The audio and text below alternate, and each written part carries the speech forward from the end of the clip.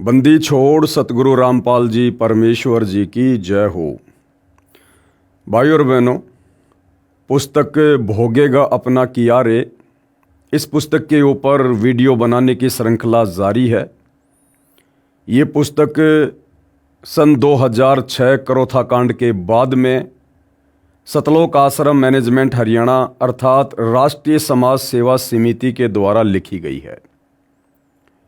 ये पुस्तक हमें बहुत सारी अनसुनी बातों से परिचित करवाएगी, साथ में हमें बहुत से पॉइंट पर शिक्षा भी मिलेगी भक्ति मार्ग पर फूंक फूंक कर कदम रख कर चलने के लिए। तो भाई और बहनों, इस पुस्तक के ऊपर आज हमारा ये दूसरे नंबर का वीडियो है और पहले नंबर का जो वीडियो था इस पुस्तक की भूमिका के ऊपर था। आप उसको ज़रूर देखिएगा। भूमिका को समझे बिना आगे की वीडियो समझ पाना थोड़ा मुश्किल होगा। तो आज हम इस पुस्तक पर आगे बढ़ें उससे पहले सतगुरु रामपाल जी का जयकारा लगाएंगे। बंदी छोड़ सतगुरु रामपाल जी परमेश्वर जी की जय हो। परमपिता परमात्मा सारी सृष्टि के रचनहार, कुल मालिक, असंख्य ब्रह्मांडों के स्वामी, जगत गुरु, तीनों लोकों में प्रवेश करके सबका धारण पोषण करने वाले राजाधीराज, आत्माधार, नाथों के नाथ, देवों के देव महादेव, सर्वेश्वर महेश्वर, मृत्युंजय, अजरो अमर, आदि अनादि सनातनी प्रभु, जगत पिता जगदीश्वर, श्री श्री 1008 की उपाधि के वास्तविक अधिकारी, अकाल मूरत सौद स्वरूपी राम वासुदेव, सर्वगतम ब्रह्म, परम पूज्य, प्रथम पूज्य, परम संत, परम पुरुष, परम धनी, परम दयालु, सत्य कबीर, हक्का कबीर, अल्लाहु कबीर, अल्लाहु अकबर, बाखबर, अल्लाह ताला, जगत के तारणहार, जगत के मुक्तिदाता, जगत के जगन्नाथ, हारे के सहारे, हिंदुओं के राम, मुसलमानों के अल्लाह, सिखों के वाहिगुरु, ईसाइयों के मसीह, दया के सागर दया निधि, करुणा के सागर करुणा निधि, स्वयंभू परिभू, संकट मोचन, कष्ट हरण, मंगल करण, दुख भंजन, अविगत कबीर, निर्विकार निर्विषम परमात्मा, अलय अलेख सतगुरु, आदि अनादि सतगुरु, असली मर्यादा पुरुषोत्तम, असली राम, असली कृष्ण, असली घनश्याम, असली मुरारी, राजाओं के राजा, महाराजाओं के महाराजा, शहंशाहों के शहंशाह, सम्राटों के सम्राट, भगवानों के भगवान, अल्लाहों के अल्लाह, प्रभुओं के प्रभु, मसीहाओं के मसीह, सच्चे वाहिगुरु, बाबाओं के बाबा, पीरों के पीर, सेठों के सेठ, जगत सेठ, सावड़सा सेठ, सर्वगुण संपन्न, अनंत कोटि कलाओं के स्वामी, अनंत कोटि ब्रह्मांडों के नायक, योगियों में महायोगी, ध्यानियों में महाध्यानी, सिद्धों में परम सिद्ध, ज्ञानियों में तत्व ज्ञानी, ब्रह्म ज्ञानी, महाज्ञानी, परम ज्ञानी, सर्वश्रेष्ठ ज्ञानी, विज्ञानी, युवा कबीर, समर्थ कबीर, असमवात, अमित ओजा, सच्चे रहनुमा, करीम अल्लाह, सुभान अल्लाह, दुनिया के अंतिम पैगंबर, 8 सितंबर 1951 से गांव धनाना, जिला सोनीपत, हरियाणा, भारतवर्ष की पावन भूमि पे प्रकट रियल कल की भगवान श्री नारायण साकार हरि, श्री बाबा साहेब, नूर अनंत परमात्मा, सच्चे दरवेश, सच्चे बाखबर, संत श्रोमणी सतगुरु रामपाल जी परमेश्वर जी के चरण कमल में साध संगति से जुड़े हुए देश विदेश से आप और हम सभी सत्सेवक भाई बहनों का अनंत कोटि दंडवत प्रणाम। तो भाई और बहनों, पुस्तक भोगेगा अपना किया रे, इस पुस्तक के ऊपर वीडियो बनाने की श्रृंखला जारी है। इसी श्रृंखला में आज हमारा ये दूसरे नंबर का वीडियो है। अब हम आगे बढ़ते हैं। भोगेगा अपना किया रे, यानी जैसा कर्म प्राणी करता है, अच्छा या बुरा, समय आने पर वो वैसा ही उसका भोग भोगता है। कबीर मन नेकी कर ले 2 दिन का मेहमान, कि हे नादान प्राणी, इस काल के लोक में तेरे को जो ये मनुष्य जन्म मिला है, ये तेरे 2 दिन का जीवन है, 2 दिन का, एक शौपन की तरह। जैसे रात्रि में हमें शौपन आता है, शौपन में हम राजा बन जाते हैं, सेठ बन जाते हैं, लंबी आयु जीते हैं, और जैसे ही आंखें खुलती हैं, ना वो राजा का जीवन रहता है, ना वो शहर रहता है, ना वो सुख रहते हैं। तो ये मनुष्य जन्म, ये भले 60 साल का है, 70 साल का है, 100 साल का है, लेकिन असल में ये 2 दिन की ही जिंदगी है। 2 दिन का मतलब बहुत थोड़े समय के लिए परमात्मा ने आपको ये मनुष्य जन्म दिया है। आखिर तुझको कौन कहेगा गुरु बिन आत्मज्ञान। इस संसार में आपको जो भी व्यक्ति ज्ञान देगा वो केवल यहाँ तक कि व्यवस्था को बनाए रखने का ज्ञान दे सकता है, रोजी रोटी तक का ज्ञान दे सकता है, पढ़ाई लिखाई का ज्ञान दे सकता है, अधिक माया कैसे कमाई जाए, बड़ी कार कैसे ली जाए, बड़ा मकान कैसे बनाया जाए, समाज में प्रभुता कैसे मिले, केवल आपको इसी प्रकार का ज्ञान दे सकता है। लेकिन आत्मज्ञान, मैं कौन हूँ, कहाँ से आया हूँ, मरने के बाद कहाँ जाऊँगा, क्यों जन्म रहा हूँ, क्यों मर रहा हूँ, आँखों के सामने बेटा बेटी क्यों मर जाते हैं, पिछले जन्म में कहाँ था, इस प्रकार का जो ज्ञान है ये आत्मज्ञान कहलाता है। यानी अपने विषय में जानना, मेरे को मनुष्य जन्म क्यों मिला है, बाकी अन्य प्राणी इतना कष्ट क्यों भोग रहे हैं गधे कुत्ते सूअर के शरीर में, इस मनुष्य जन्म का प्रयोजन क्या है, मूल मकसद क्या है, इसको कहते हैं आत्मज्ञान। तो कहते हैं गुरु के बिना, सतगुरु के बिना आत्मज्ञान और परमात्म ज्ञान नादान, ये जानकारी तुझे सांसारिक व्यक्ति नहीं दे सकते। आखिर तुझको कौन कहेगा गुरु बिन आत्मज्ञान। कबीर राम नाम रटते रहो जब तक घट में प्राण, और कभू तो दीन दयाल के भिनक पड़ेगी कान। कबीर मानुष जन्म दुर्लभ है मिले न बारंबार, तरवर से पत्ता टूट गिरे बहुर न लगता डार। कबीर परमेश्वर कहते हैं, हे नादान प्राणी, ये मनुष्य जन्म जो तुझे वर्तमान में सुलभ है, तुझे प्राप्त है, ये अति दुर्लभ है, अति दुर्लभ। 184 योनियां भोगने के बाद परमात्मा हमें एक मनुष्य जन्म देता है, और इस मनुष्य जन्म का टारगेट, लक्ष्य केवल यही होता है कि सच्चे सतगुरु की खोज करके, उनकी शरण ग्रहण करके और आजीवन मर्यादा में रहकर शास्त्र अनुकूल सत भक्ति करें, ताकि जन्म मरण से पीछा छूटे, 184 योनियों से पीछा छूटे। तो कहते हैं मानुष जन्म दुर्लभ है, ये मिले न बारंबार। जैसे तरवर से पत्ता टूट गिरे, तरवर यानी पेड़ से एक बार यदि पत्ता नीचे गिर गया, टूट गया, वापस उसी डारी पर नहीं लगता। तो एक बार ये मनुष्य जन्म छूट गया, ये आसानी से इतना जल्दी दोबारा नहीं मिलेगा, क्योंकि सत भक्ति केवल मनुष्य जन्म में ही हो सकती है। अन्य प्राणियों की योनियों में, शरीरों में हम भक्ति नहीं कर सकते। हमें जो ये विशेष बुद्धि जो प्राप्त है, सोचने की, समझने की, भक्ति करने की, कार्य करने की, ये केवल मनुष्य योनि में ही प्राप्त होती है। मानव को परमात्मा का अमर संदेश है कि हे मानव, यह शरीर बहुत मुश्किल से प्राप्त होता है, इसको प्राप्त करके शुभ कर्म कर, भक्ति कर, किसी की आत्मा को ना दुखा।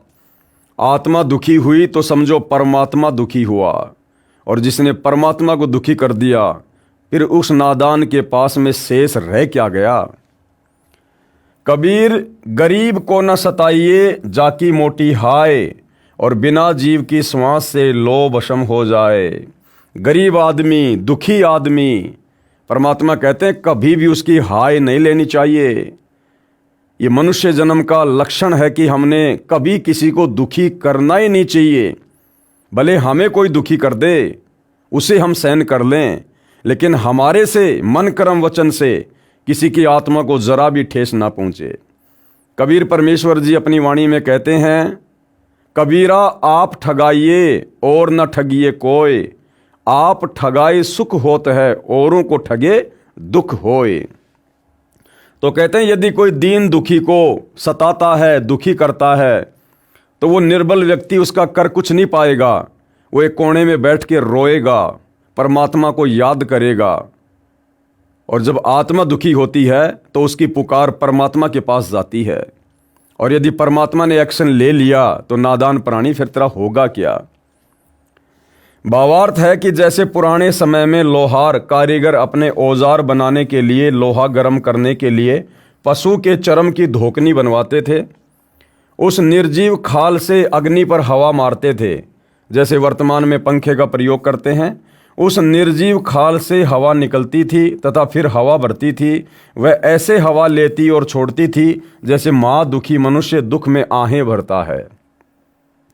परमात्मा कबीर जी सतर्क करते हैं कि यदि कोई किसी प्रकार की भी शक्ति का दुरुपयोग करके गरीब यानी निर्बल निर्धन को परेशान करता है तो उसका सर्वनाश हो जाता है।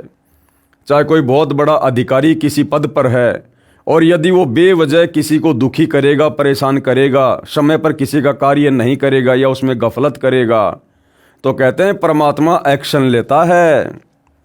जैसे बिना जीव की खाल से निकली श्वास लोहे तक को भस्म जलाकर नष्ट कर देती है, तो जीवित प्राणी से निकली हाय रूपी श्वास बद्दुआ तेरा सर्वनाश कर देगी। अगले जन्म में वह व्यक्ति कुत्ता बनता है और सिर में कीड़े पड़ते हैं। फिर क्या कह रहे हैं परमात्मा? संत सताना कोटि पाप है, यानी साधु संतों को दुखी करना। देखो, एक तो आम व्यक्ति को दुखी किया जाए वो भी बहुत बुरी बात है, और यदि साधु संत भक्तों को कोई दुखी करता है तो कहते हैं वो तो करोड़ों पाप के बराबर है, करोड़ों पाप के बराबर। क्योंकि साधु संत भगत कभी किसी को बेवजह दुखी नहीं करते, कभी किसी का बुरा नहीं सोचते।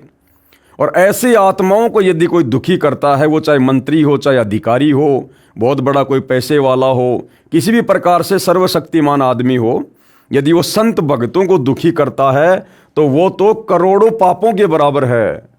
अनगिन हत्या अपराधम संत सताए साहिब दुख पावे कर देत बर्बादम। और संत भगत को सताने से परमात्मा दुखी होता है, साहिब दुखी होता है, और कहते हैं फिर वो परमात्मा सताने वाले को बर्बाद करके छोड़ता है, बर्बाद करके। राम कबीर कहे मेरे संत को दुख ना दीजिए कोई। कबीर परमात्मा कहते हैं कि मेरे भगत को कभी कोई दुख मत देना। संत दुखाए मैं दुखी मेरा आपा भी दुखी होए। और हिरणाकुश उदर विदारिया मैं ही मार्या कंस। और जो मेरे संत को दुखी करे उसका खोदूं वंश। परमात्मा कहते हैं हिरणाकुश का पेट नरसिंह रूप धारण करके हमने फाड़ा था, और जो मेरे संत को दुखी करेगा उसका तो मैं वंश ही समाप्त कर दूंगा। जैसे रावण का वंश परमात्मा ने खत्म कर दिया, आज रावण के परिवार में कोई दीपक लगाने वाला भी नहीं है। कंस के वंश को ही परमात्मा ने खत्म कर दिया, आज कोई दीपक लगाने वाला भी नहीं है। दुर्योधन के वंश को ही परमात्मा ने खत्म कर दिया, आज कोई दीपक जलाने वाला भी नहीं है। सतलोक आश्रम रोहतक झज्जर रोड पर करोथा गांव से 2 किलोमीटर तथा डिग्गल गांव से 4 किलोमीटर की दूरी पर सड़क पर गांव करोथा की सीमा में स्थित है। करोथा जिला रोहतक हरियाणा का गांव है। अप्रैल सन 1999 में करोथा के भक्तों ने स्वेच्छा से कुछ एकड़ जमीन दान की, जो ट्रस्ट के नाम कराई गई। संत रामपाल जी महाराज से वहाँ सत्संग करने की प्रार्थना की गई। महीने में एक बार प्रत्येक पूर्णमासी को सत्संग होने लगा। बहुत संख्या में भगत जन सत्संग सुनने के लिए आने लगे। सत्संग प्रवचनों से प्रभावित होकर भगत बुराइयां त्यागने लगे। शराब, तमाकू, अफीम आदि नशीली वस्तुओं को त्याग कर सभ्य और निर्विकार जीवन जीने लगे। संत रामपाल जी महाराज ने सर्वधर्मों के सद्ग्रंथों को पढ़ा तथा प्रत्येक धर्म तथा पंथ व समाज में की जा रही भक्ति को भी जाना। उसमें पाया कि जो भी धर्म, पंथ या समाज जिस भी ग्रंथ का नाम लेकर अपना धार्मिक प्रचार कर रहा है, वह स्वयं नहीं जानता कि आप जिस ग्रंथ को सत्य मानते हैं उसके विपरीत ज्ञान तथा भक्ति विधि बता रहे हैं। उदाहरण के लिए आर्य समाज एक धार्मिक समाज होने का दावा करता है। वह महर्षि दयानंद सरस्वती का अनुयायी है। यानी जो आर्य समाज के फॉलोवर हैं, विशेषकर हरियाणा में, वो सब के सब महर्षि दयानंद जी को अपना आदर्श मानते हैं। महर्षि दयानंद ने अपने 59 वर्ष के जीवन काल में जैसा वेदों को समझा तथा परमात्मा को जैसा जाना, वह सत्यार्थ प्रकाश नामक पुस्तक में लिख गए। यानी उन्होंने अपनी भक्ति का जो अनुभव था वो सत्यार्थ प्रकाश नाम की पुस्तक में लिख दिया।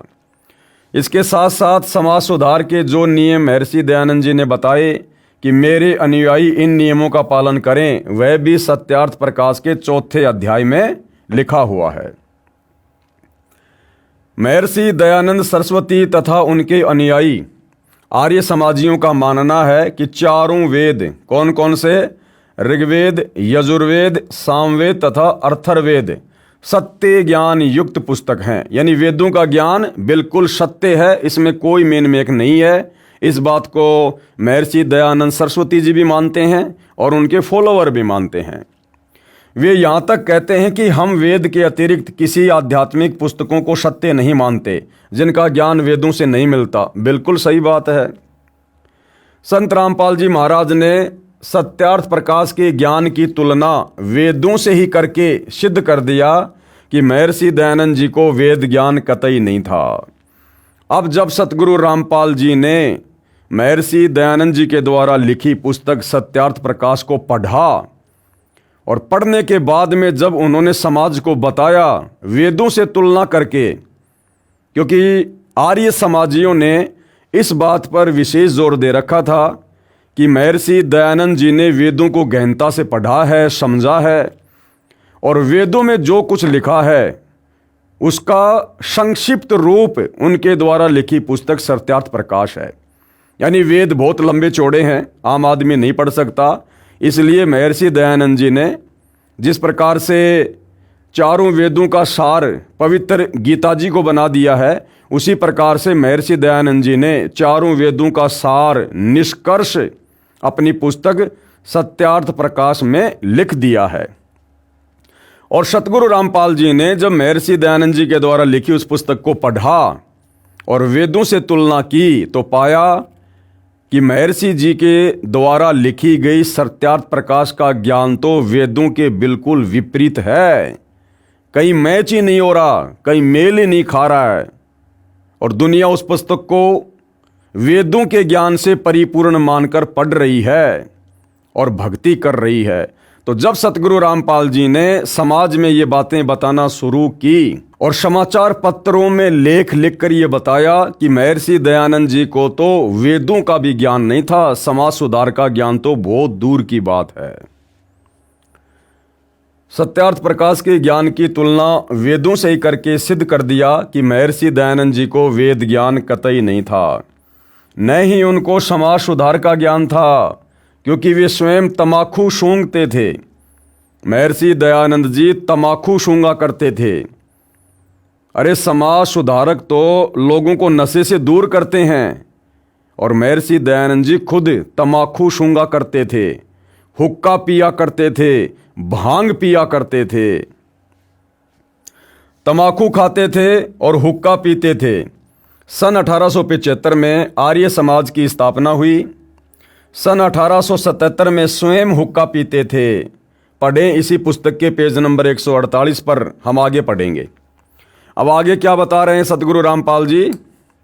महर्षि दयानंद का वेद विरुद्ध आध्यात्मिक ज्ञान, यानी सत्यार्थ प्रकाश में कहाँ कहाँ वेदों के विरुद्ध ज्ञान दयानंद सरस्वती जी ने लिख रखा है।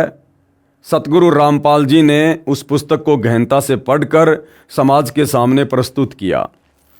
महर्षि दयानंद सरस्वती जी ने सत्यार्थ प्रकाश, जिसके प्रकाशक हैं वैदिक यतिमंडल दयानंद मठ दीनानगर पंजाब तथा मुद्रक हैं आचार्य प्रिंटिंग प्रेस दयानंद मठ गोहाना मार्ग रोहतक, इसके समोल्लास नंबर 12 पेज नंबर 342 पर अनुभूमिका में लिखा है कि आपस में वाद प्रतिवाद करने से सत्य असत्य का निर्णय होता है। यानी किसी भी ज्ञान के ऊपर वाद प्रतिवाद करने से,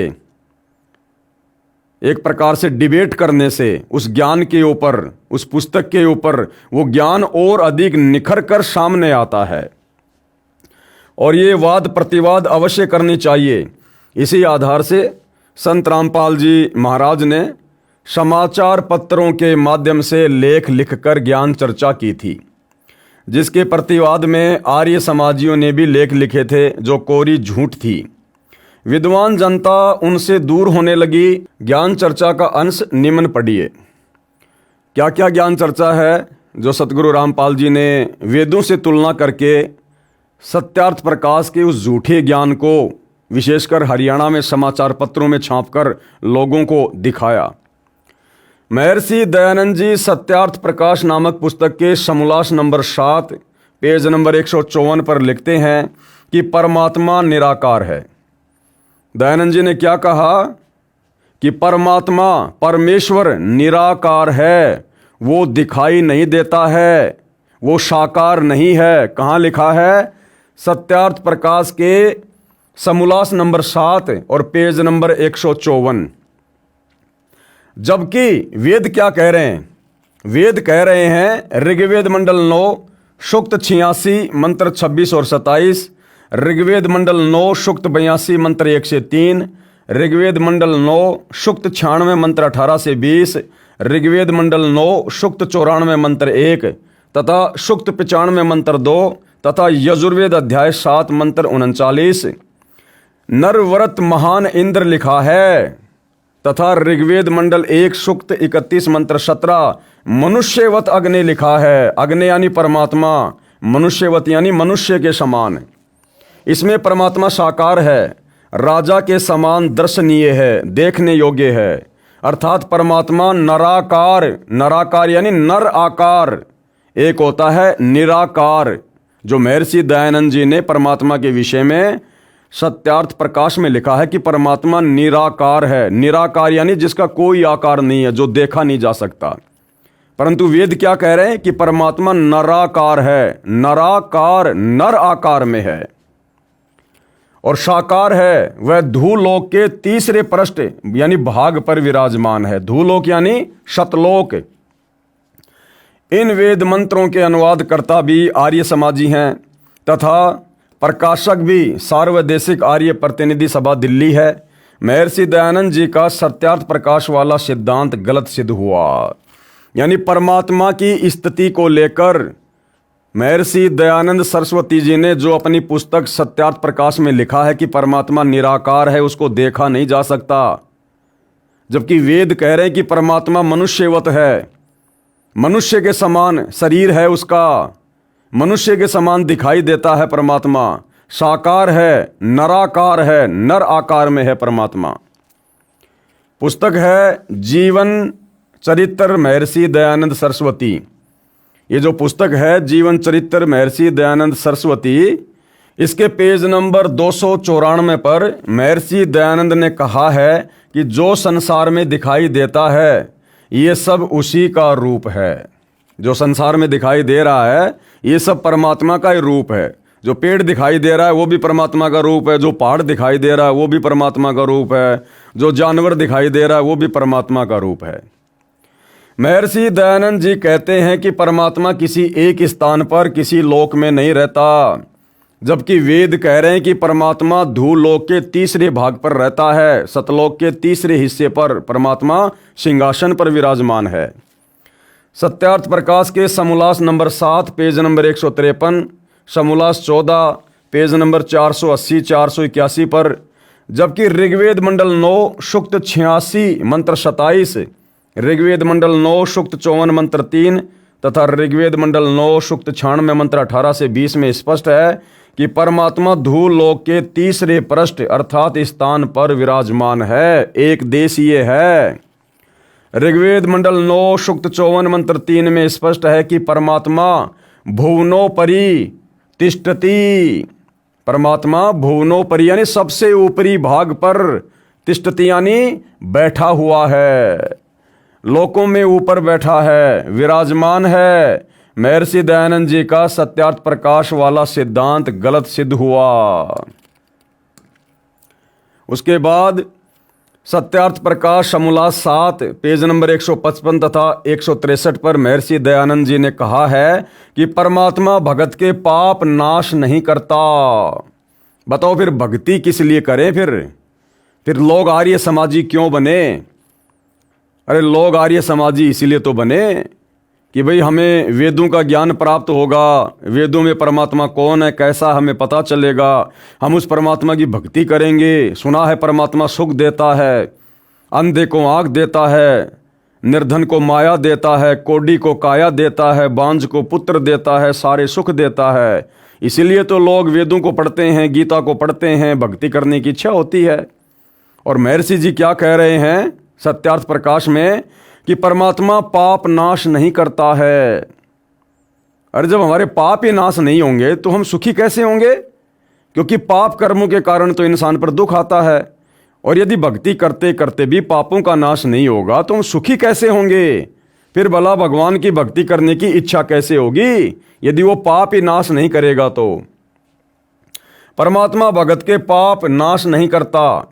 यजुर्वेद अध्याय 8 मंत्र 13, जबकि हमारे वेद क्या कह रहे हैं कि परमात्मा भक्ति करने वाले भगत के साधक के घोर से घोर पाप कर्मों का भी नाश करता है।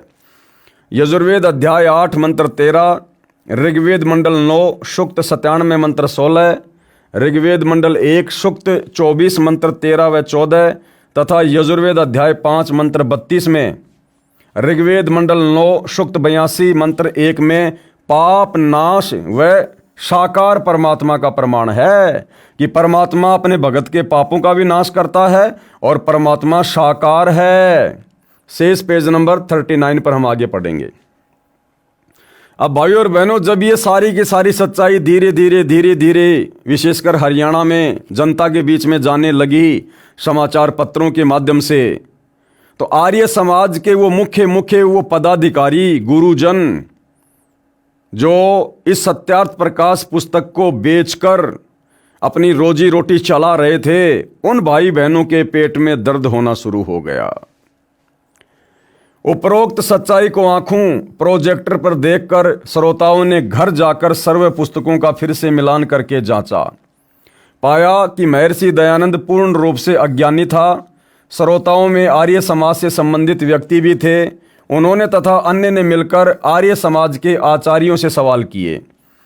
अब संत रामपाल जी ने समाचार पत्रों के माध्यम से जब वेदों से सत्यार्थ प्रकाश के अज्ञान की तुलना करके समाज में प्रस्तुत कर दिया, तो बहुत सारे लोग आर्य समाज से भी जुड़े हुए थे। उन्होंने भी देखा, पढ़ा, मिलान किया कि क्या वास्तव में सत्यार्थ प्रकाश में फला फला जगह पर समोल्लास में लिखा हुआ है। उनको जो का त्यों पाया। तो आर्य समाज के अनुयायियों ने अपने आचार्यों से सवाल जवाब करने शुरू किए कि भाई आर्य समाज की धारणा है कि परमात्मा निराकार है, जबकि वेद कह रहे परमात्मा साकार है, नराकार है, नराकार में है, मनुष्यवत है परमात्मा। सत्यार्थ प्रकाश कहती है कि परमात्मा पापनाश नहीं करता, जबकि वेद कह रहे हैं कि तुम एक बार परमात्मा की सत भक्ति पे तो लगो, परमात्मा तो घोर से घोर पापों का नाश कर देता है। तो जब इस प्रकार के सवाल आर्य समाज से जुड़े लोग अपने आचार्यों से करने लगे तो उन आचार्यों को दिक्कत होना शुरू हो गई। श्रोताओं ने आर्य समाज से संबंधित व्यक्ति भी थे। उन्होंने तथा अन्य ने मिलकर आर्य समाज के आचार्यों से सवाल किए कि आप आज तक इस अज्ञान को समाज में फैला रहे हो, सत्यार्थ प्रकाश वाले अज्ञान को, आपका उद्देश्य क्या है? एक दो आचार्यों को सर्व प्रमाण दिखाए। उन्होंने कहा कि यह सत्यार्थ प्रकाश नकली है। अब और तो कहीं उनकी दाल गली नहीं। उन आर्य समाजियों ने क्या कहा, उन आचार्यों ने, कि भाई जो सत्यार्थ प्रकाश संत रामपाल जी दिखा रहे हैं वो नकली है, नकली। श्रोताओं ने कहा कि क्यों पढ़े लिखों को मूर्ख बनाते हो, अब नहीं चलेगा।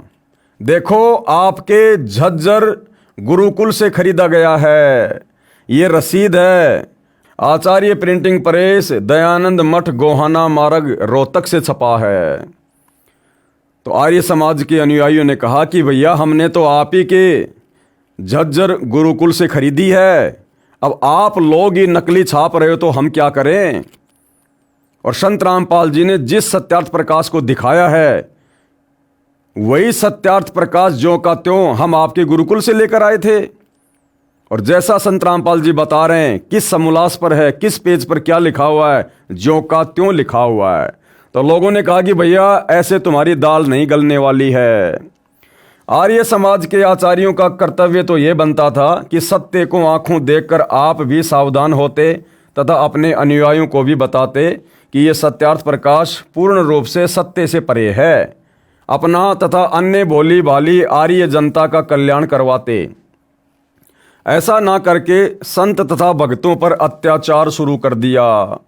ये व्यक्ति नेक नहीं है। कबीर परमात्मा जी ने कहा है कि जानबूझ सांची तजे, यानी सच्चाई आंखों के सामने है, प्रत्यक्ष प्रमाणित है, उसके बावजूद भी स्वार्थ में अंधे हो रहे हैं, ईर्ष्या में अंधे हो रहे हैं। तो कबीर जी कहते हैं कि जानबूझ सांची तजे और करे झूठ से ने, ताकि संगति है प्रभु शौपन में भी ना दे। ऐसे दुष्ट व्यक्तियों की संगति तो शौपन में भी प्राप्त ना हो, जो जानबूझ के सच्चाई से मुंह मोड़कर बैठे हैं। उन आचार्यों ने अन्य आचार्यों को बताया, उन्होंने निर्णय लिया कि यदि जनता को महर्षि दयानंद के अज्ञान का पता चल गया तो इज्जत का नाश हो जाएगा। लोग हमें धिक्कारेंगे कि ऐसे बिना सिर पैर के ज्ञान युक्त सत्यार्थ प्रकाश को बेचकर दयानंद की फोकट महिमा बनाए हो और दुनिया से आर्य समाज के नाम से चंदा इकट्ठा करते रहते हो। हमारी दुकानें बंद हो जाएंगी, इसलिए शतलोक आश्रम को बंद कराओ, रामपाल को मार दो, तब बात बनेगी। इसी षड्यंत्र के तहत इन अपराधी आचार्यों ने शतलोक आश्रम करोथा जिला रोहतक के आसपास के गांव में डिग्गल, करोथा, ब्रहाणा, बागपुर आदि आदि पब्लिक मीटिंग करके झूठा प्रचार किया कि शतलोक आश्रम करोथा में गलत काम होते हैं। और तो दाल उनकी गली नहीं, ज्ञान से तो सामना वो कर नहीं पाए, और उल्टा आसपास के गांव वालों को जो कि आर्य समाजी थे उनको संत रामपाल जी के खिलाफ और शतलोक आश्रम करोथा के खिलाफ भरमाना शुरू कर दिया, भ्रांतियां पैदा करनी शुरू कर दी कि शतलोक आश्रम करोथा में ऐसे ऐसे गंदे काम होते हैं, वहाँ पर ऐसे ऐसे रात बिरात औरतें जाती हैं। यानी ज्ञान का जवाब ज्ञान से ना देकर घटिया पने पर उतारू हो गए और उनको यहाँ से उठवाना है, यानी आश्रम को बंद करवाना है। ये कार्य सन 2004 से प्रारंभ किया। 2 जनवरी 2005 को आश्रम पर आक्रमण करने का षड्यंत्र रचा। गांव करोथा में एक सम्मेलन का बहाना करके वहां लोगों को इकट्ठा करके आश्रम पर आक्रमण करना था। समय रहते ट्रस्ट के ट्रस्टी ने माननीय न्यायालय से इस सम्मेलन का स्टे ले लिया। वे अपने उद्देश्य में सफल नहीं हो सके। दुर्भाग्यवश मार्च 2005 में हरियाणा का मुख्यमंत्री श्री भूपेंद्र सिंह हुड्डा आर्य समाजी बन गया। उसके पश्चात ये दुष्ट व्यक्ति अधिक सक्रिय हो गए। जनता तथा मुख्यमंत्री को सच्चाई ना बताकर झूठ के आधार से आश्रम करोथा को नष्ट करने तथा संत रामपाल जी महाराज को जान से मारने का षड्यंत्र रचकर 12 जुलाई 2006 को अपने घिनौने कार्य को अंजाम देने के लिए आश्रम करोथा पर आक्रमण कर दिया। कब? 12 जुलाई 2006 को। भगत जन पूर्णमासी का सत्संग सुनने के लिए आश्रम में इकट्ठा हुए थे। 9 से 11 जुलाई 2006 को 3 दिन का सत्संग था। 8 जुलाई 2006 को शतलोक आश्रम में लगभग 5000 श्रद्धालु पहुंच गए। उसके पश्चात आश्रम को पुलिस की उपस्थिति में चारों ओर से घेर लिया। न तो बाहर से कोई भगत अंदर आने दिया तथा न ही आश्रम से बाहर जाने दिया। 9 जुलाई 2006 से 12 जुलाई 2006 तक 4 दिन लगभग 5000 श्रद्धालुओं को बंधक बनाकर रखा। रोगी, वृद्ध, बच्चे, स्त्रियां बहुत संख्या में थे। उपद्रवियों ने आश्रम की पानी लाइन काट दी, बिजली की सप्लाई काट दी। आश्रम में हाहाकार मच रहा। रोहतक के डीसी, एसपी तथा मुख्यमंत्री आदि बड़े अधिकारियों के पास टेलीग्राम किए गए, सर्व स्थिति बताई गई, परंतु बेरहमों को कोई असर नहीं हुआ, क्योंकि ये तो अत्याचार करवा ही रहे थे। ना हरियाणा के मुख्यमंत्री ने कोई फरियाद सुनी, ना वहाँ के प्रशासन ने किसी प्रकार की कोई मदद की। क्यों? क्योंकि लेखक कह रहा है कि उन लोगों का ही तो ये मिला जुला षड्यंत्र था। मुख्यमंत्री के इशारों पर ये सारा सब कुछ वहाँ पर किया जा रहा था। हालांकि भाइयों और बहनों, हमें शिक्षा लेनी है। मैं ये भी नहीं कहूँगा कि भक्तों ने कुछ गलत किया।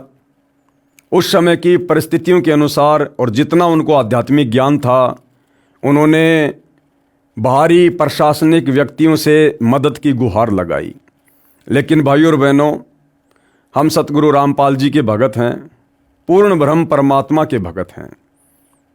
ये तत्व ज्ञान होने के बाद मुसीबत क्या, चाहे मुसीबत का पहाड़ क्यों ना टूट जाए, हमने अपने सतगुरुदेव भगवान के चरणों के अलावा, क्योंकि यदि हमने ये मान लिया, जान लिया, पहचान लिया कि सतगुरु रामपाल जी स्वयं सर्वशक्तिमान कबीर परमेश्वर हैं, इनके अलावा धरती पर सृष्टि में दूसरी कोई शक्ति नहीं है, भले ही वर्तमान में अपने आप को छुपाकर आम संत के रूप में अपना प्रचार प्रसार कर रहे हैं।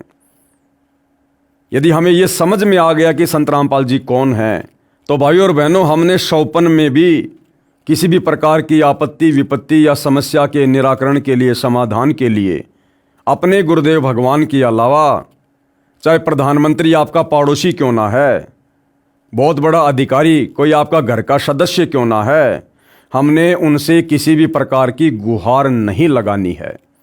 हमें जो भक्ति, जो मर्यादा सतगुरु ने दी है, हमने केवल उसी के ऊपर अडिग होकर और मन कर्म वचन से अपने गुरु पर विश्वास करके हमने अडिग रहना है। बाकी कार्य फिर सतगुरु का है। वो जानी जान है, अंतर्यामी है, सब कुछ जानता है। वर्तमान भूत भविष्य कुछ भी छुपा हुआ नहीं है। सतगुरु आदि अनादि है, सतगुरु मद है मूल, सतगुरु को सिजदा करूं एक पलक नहीं भूल। लेकिन फिर भी मैं यही कहूँगा कि ये 2006 का समय था। उस समय तक आत्माओं को इतना तत्व ज्ञान नहीं हो पाया था।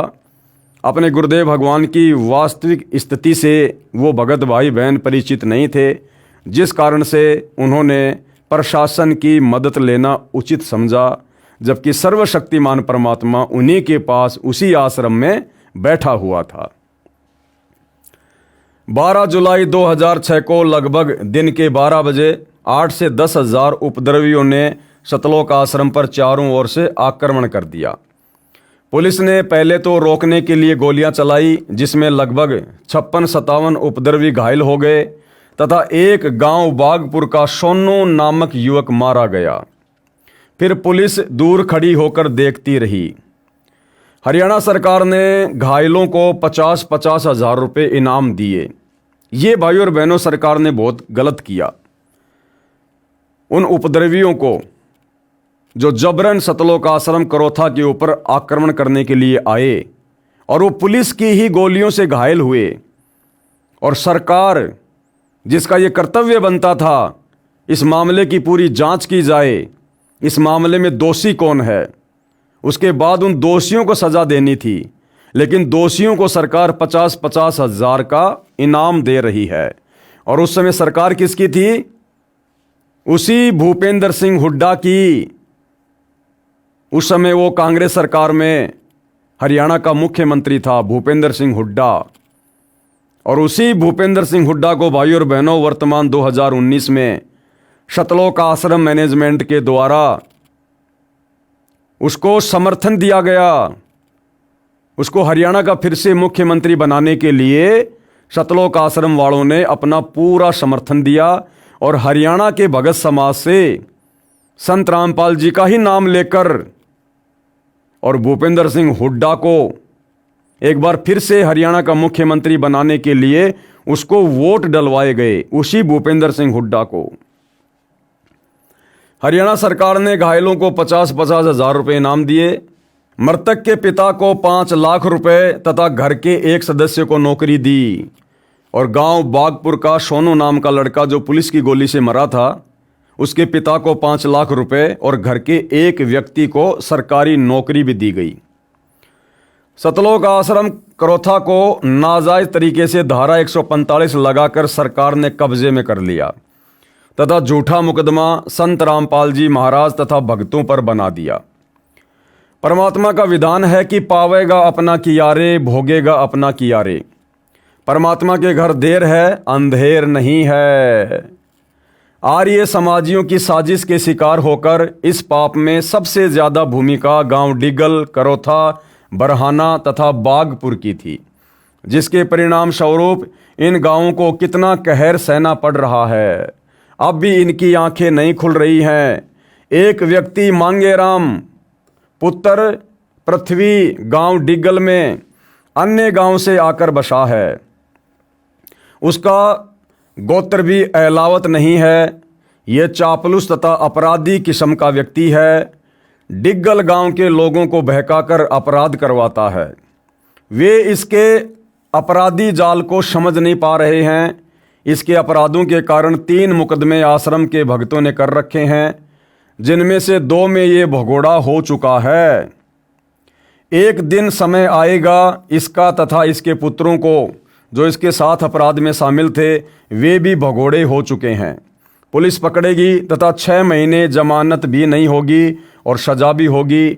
मांगेराम का एक लड़का अपहरण करके फिरौती रूप में रुपए मांगने के मुकदमे में सजा प्राप्त है। दिल्ली की तिहाड़ जेल में पड़ा है। यही अपराध मांगेराम तथा मांगेराम के इसी पुत्र तथा अन्य पुत्रों व अन्य कई अपराधियों को साथ लेकर आश्रम के भगत के साथ किया था, जिसमें यह भगोड़ा है। इस व्यक्ति ने आर्य समाज से रुपए लेकर स्वयं खा लिए। गांव के भोले युवकों को बहकाकर शराब पिलाकर आश्रम के भक्तों के साथ जुल्म करवाए। उनका कहर अब गांव डिग्गल भोग रहा है। इसका अधिक सहयोग जयसिंह जो 27 गांव का प्रधान है वो दे रहा है। इसका भी नाश करा दिया। पढ़िए नीचे लिखे प्रमाण। अब देखो भाइयों और बहनों, संत सजाने की सजा कितनी भयंकर होती है। जिन विशेष गांवों ने जिनमें आर्य समाजियों की तादाद ज़्यादा थी, उन गांव वालों के ऊपर 2006 करोथा कांड के बाद किस प्रकार से आपत्तियों का कहर टूटा, संत सताने की उनको सजा मिली, यहाँ पर लिखा जा रहा है। डिग्गल गांव में मौत का कहर। हम बड़े दुख के साथ लिख रहे हैं कि कुछ दुष्ट लोगों के बहकावे में आकर सन 2006 में करोथा कांड करके संत तथा भक्तों को सताकर कैसा कष्ट उठा रहे हैं। करोथा आश्रम के आसपास के गांव हम किसी का अपमान करने का उद्देश्य नहीं रखते, अपितु सतर्क करना चाहते हैं कि अब तो आंखें खोल लो और कितना नाश करना चाहते हो। संत तथा भगत कभी बद्दुआ नहीं देते, वे परमात्मा के सामने रोते हैं। परमात्मा ही उन अपराधियों को दंड देता है। लेखक क्या कह रहा है कि संत भगत हमेशा परमात्मा के आगे रोते हैं, फिर परमात्मा ही उनको दंड देता है। भाई, जब करोथा कांड हो रहा था तो फिर प्रशासन से मदद क्यों मांगी गई? परमात्मा तो वहीं आश्रम में बैठे हुए थे संत रामपाल जी के रूप में। फिर आश्रम के भक्तों ने प्रशासन से मदद क्यों मांगी? क्या परमात्मा सक्षम नहीं था, या आप लोग उस समय सतगुरु रामपाल जी को परमात्मा के रूप में नहीं मान रहे थे? दोनों में से एक कारण है। गांव डिग्गल का एक अभय नाम का आदमी का लड़का भुंडू आश्रम में घुसा और भक्तों के साथ झगड़ा किया। उस लड़के की छाती में कैंसर हो गई, मौत को प्राप्त हुआ। अब देखते जाना भाइयों और बहनों किस प्रकार से लाशों की लाइन लगती है। जिन लोगों ने 2006 करोथा कांड में विशेष भूमिका निभाई, संत को दुखी किया, भक्तों को दुखी किया, परमात्मा का विधान उनके ऊपर लागू हुआ। अभय ने गुरुजी तथा भक्तों पर झूठा मुकदमा किया था। अभय ने भक्तों पर और सतगुरु रामपाल जी पर झूठा मुकदमा किया था, जिसकी सजा फिर आगे चलकर उसने पाई, जो न्यायालय में निराधार साबित हुआ। कुछ दिन के बाद उसकी जीभ में कैंसर हो गई। 3 महीने तक भूखा मरता रहा और अंत में तड़फ तड़फ कर मर गया। फिर उसी आदमी अभय का बड़ा बेटा रोहतास, जिसके पूरे शरीर पर फोड़े निकल आए और कोढ़ की तरह चोने लगा और 1 महीने तक कपड़े नहीं डाले, सिर्फ चादर ढके रहता और अंत में तड़फ तड़फ कर मर गया। उसी अभय का तीसरा बेटा गोली खाकर मर गया। इस प्रकार उसके 3 बेटे तथा स्वयं तड़फ तड़फ कर मरे। नंबर 2, अन्य गांव से आया हुआ वर्तमान में डिग्गल गांव में रह रहा एक आदमी मांगेराम पुत्र पृथ्वी ने आश्रम वालों के साथ बेवजह झगड़ा किया और आश्रम वालों के खिलाफ आर्य समाजियों के साथ मिलकर कई साजिशें रची। वह कहता था कि गुरुजी को जेल भेजकर रहेगा। कुछ दिन के बाद उसका बेटा ही एक धनी के बच्चे के अपहरण केस में जेल चला गया और उसे उम्र कैद की सजा हो गई। नंबर 3, डिग्गल गांव का जयसिंह नामक एक आदमी जो 27 गांवों का प्रधान है, उसने आश्रम से पानी की मोटरें उठवाई, पानी के पाइपों को तुड़वाया और आश्रम की बिजली के तार कटवाए। कुछ दिन के बाद उसके छोटे बेटे ने किसी औरत के साथ दुर्व्यवहार किया और जहर निगल कर मर गया। जयसिंह का दूसरा बेटा हार्ट अटैक के कारण मर गया। आगे नंबर 4, डिग्गल गांव का रणबीर नामक एक आदमी आश्रम पर आक्रमण करने गया, पुलिस की गोलियों से घायल हुआ, सरकार से इनाम में 50,000 रुपये लाया। उसी दिन से उसका बेटा पागल हो गया। आगे नंबर 5, डिग्गल गांव का महिपाल नामक एक आदमी आश्रम पर आक्रमण करने गया, पुलिस की गोलियों से घायल हो गया, सरकार से इनाम में 50,000 रुपये लाया। उसके कुछ समय बाद उसे एड्स की बीमारी हो गई और मर गया। ये डिग्गल गांव की हिस्ट्री सुनाई जा रही है भाई और बहनों, जिस गांव ने सबसे ज़्यादा भूमिका 2006 के करोथा कांड में निभाई। डिग्गल गांव का एक आदमी जग्गा आश्रम पर आक्रमण करने गया, पुलिस की गोलियों से घायल हो गया, सरकार से इनाम में 50,000 रुपये लाया। कुछ समय बाद वह बहुत ज़्यादा शराब पीने लगा, पत्नी व बच्चों को परेशान करने लगा, उसके घर में झगड़ा रहने लगा और उसकी पत्नी ने उसकी पिटाई कर दी जिससे वह मर गया।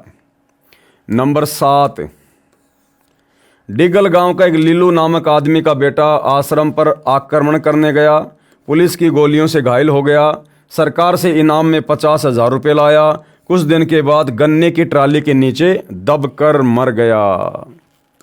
नंबर 8, डिग्गल गांव का अनिल नामक एक आदमी जो आश्रम के पास वाले बाग में रहता था, उसका खुद का लड़का नहीं था, इसलिए उसके पास उसकी बेटी का लड़का रहता था। अनिल गुरुदेव जी को गालियां देता था। कुछ दिन के बाद उसका दोता एक्सीडेंट में मर गया। आगे नंबर 9, डिग्गल गांव की एक भगतमती दर्शना ने सन 2006 के बाद गुरुदेव जी का नाम छोड़ दिया और गुरुदेव जी को गालियां देने लगी। कुछ दिनों के बाद उसके बेटे की पत्नी, उसका पति, दोनों बेटे मर गए। उसने अपनी बेटी की 4 बार शादी की, जिसमें से 3 बार उसकी लड़की छोड़ दी गई और चौथी बार उसका पति मर गया। फिर दर्शना ने अपनी दूसरी बेटी की शादी की, वह लड़की अपने ससुराल से भाग गई। कुछ दिनों में दर्शना भी गांव छोड़कर भाग गई। नंबर 10, डिग्गल गांव का भूप नामक एक आदमी की पत्नी ने गुरुदेव जी का नाम ले रखा था। मांगे राम नामक आदमी के कहने पर उसने अपनी पत्नी का नाम तुड़वा दिया और अपनी पत्नी को ज़बरदस्ती हुक्का पिला दिया। कुछ समय बाद भूप के गले में कैंसर हो गई और तड़फ तड़फ कर मर गया। नंबर 11, डिग्गल गांव का राजेंद्र नामक एक आदमी गुरुदेव जी को हर रोज़ गालियां देता था। कुछ समय बाद उसकी जीभ में कैंसर हो गई। 1-1 लाख रुपए के टीके लगवाने के बाद भी मौत तड़फ तड़फ कर हुई। नंबर 12, डिग्गल गांव का उमेद नामक एक आदमी गुरुदेव जी को बहुत गालियां देता था। पहले उसका हाथ कटा और अब डॉक्टरों ने उसके गले में कैंसर की बीमारी बताई है। कई लाख रुपए के टीके लग चुके हैं, फिर भी कोई आराम नहीं है। सारी ज़मीन बिक चुकी है और मरने के लिए तड़फ रहा है। नंबर 13, डिग्गल गांव का सोनू नामक एक आदमी करोथा कांड के पश्चात आश्रम में घुसा और गुरुदेव जी के फोटो पर लात मारी। कुछ दिन के बाद किसी औरत के साथ दुर्व्यवहार करने के आरोप से जहर खाकर मर गया। उसकी पत्नी चली गई, कुल का नाश हुआ। आगे नंबर 14, डिग्गल गांव का रामफल नामक एक व्यक्ति जिसके बेटे का नाम सोनू था। सोनू की 4 बहनें थी। आश्रम पर आक्रमण करके गया था, वहाँ पर बहुत हंगामा किया और कुछ दिनों के बाद जहर खाकर मर गया। नंबर 15, डिग्गल गांव का जय किशन नाम का एक व्यक्ति जिसने गुरुदेव जी का पुतला फूका था। कुछ समय बाद उसके सिर में कैंसर का फोड़ा हो गया। कई महीनों तक खाना नहीं खाया और अंत में तड़फ तड़फ कर मर गया। संत सताने की क्या सज़ा होती है भाइयों और बहनों, आप जी की आंखों के सामने है। डिगल गांव का एक आदमी ईश्वर, जिसने गुरुदेव जी के पुतले को कपड़े पहनाए और पुतला फूका, कुछ ही दिन बाद झज्जर चुंगी के पास ट्रक के नीचे कुचला गया और उसकी मौत हो गई। नंबर 17, डिगल गांव का एक आदमी ज्ञानेंद्र गुरुदेव जी को हर समय बेटी की गालियां देता था। 1 महीने के बाद उसकी बेटी का पति आश्रम के पास ट्रक के नीचे कुचला गया। उसकी हड्डियों को गठरी में बांध कर लाए थे। नंबर 18, डिगल गांव का एक आदमी जिसका नाम भोंडू था, उसने गुरुदेव जी का पुतला फूका और गुरुदेव जी के बारे में अश्लील बातें की जिन्हें लिखा नहीं जा सकता। सुनारिया गांव में उसकी लाश मिली और उसके गुदा द्वार में बांस का टुकड़ा मिला। उसके पूरे शरीर को बोतलों से फोड़ा गया था और उसके शरीर में कांच के टुकड़े मिले थे। उसकी लाश भी 2 दिन बाद मिली थी। उसकी 2 बेटियों का जन्म पेट काटकर हुआ था। उसका बेटा पैदा होने के 1 महीने बाद उसके पेट में फोड़ा पाया गया था, जिससे उसकी मृत्यु हो गई। इस तरह भोंडू की वंश बेल समाप्त हो गई। नंबर 19, डिगल गांव का एक आदमी जिसका नाम गगना है, उसने आश्रम के अनुयायियों के घरों को जलाने की बात की थी। कुछ दिन के बाद उसके भतीजे ने किसी महिला के साथ दुर्व्यवहार करने की कोशिश की। दूसरे कुछ लोगों ने तेजाब से जला दिया, जो कि सुसाना गांव में जला हुआ मरा मिला। उसकी माँ लकवाग्रस्त हो गई और 1 महीने के बाद तड़फ तड़फ कर मर गई। नंबर 20, डिगल गांव का प्रताप नामक एक आदमी जिसने गुरुदेव जी को बहुत गालियां दी थी। कुछ दिनों के बाद उसके दोनों गुर्दे खत्म हो गए और अब मरने के लिए तड़फ रहा है। नंबर 21, डिगल गांव का शूशु नामक एक व्यक्ति आश्रम में काला तेल लगाकर घुस गया। कुछ दिनों के बाद उसके दिमाग की नस फट गई और 1 महीने तक तड़फ तड़फ कर मर गया। उसके मरने के बाद उसकी पत्नी अपने बेटे को लेकर घर से चली गई और हमेशा हमेशा के लिए घर पर ताला लग गया। मरने से पहले अस्पताल में हर रोज 1 लाख रुपए का खर्चा हुआ। उसकी पत्नी के मायके वालों ने कहा कि उसके बड़े भाई की शादी उसकी पत्नी से करेंगे। उसके भाई की शादी ज़बरदस्ती सूसू की पत्नी के साथ की। सूसू की भाभी ने पुलिस थाने में रिपोर्ट दे दी कि उसके पति की ज़बरदस्ती दोबारा शादी करवाई है। कुछ समय बाद सूसू की पत्नी ने अपने जेठ की रिपोर्ट दे दी। सूसू के मरने के कुछ समय पहले कोतरी नामक एक पक्षी उसके ऊपर झपटती थी। वे लोग अपने बाहर वाले घर पर जाते तो कोतरी उनके सिर पर चोंच मारती। वे लोग जोहड़ पर जाते तो भी वह कोतरी उनके सिर पर चोंच मारती थी। पूरे 1 साल तक उसने घर वालों को परेशान रखा। शूशु के मरते ही वह कोतरी अचानक न जाने कहाँ चली गई। शूशु की पत्नी के रिपोर्ट देने के बाद आज उसका भाई जेल में बंद है। नंबर 22,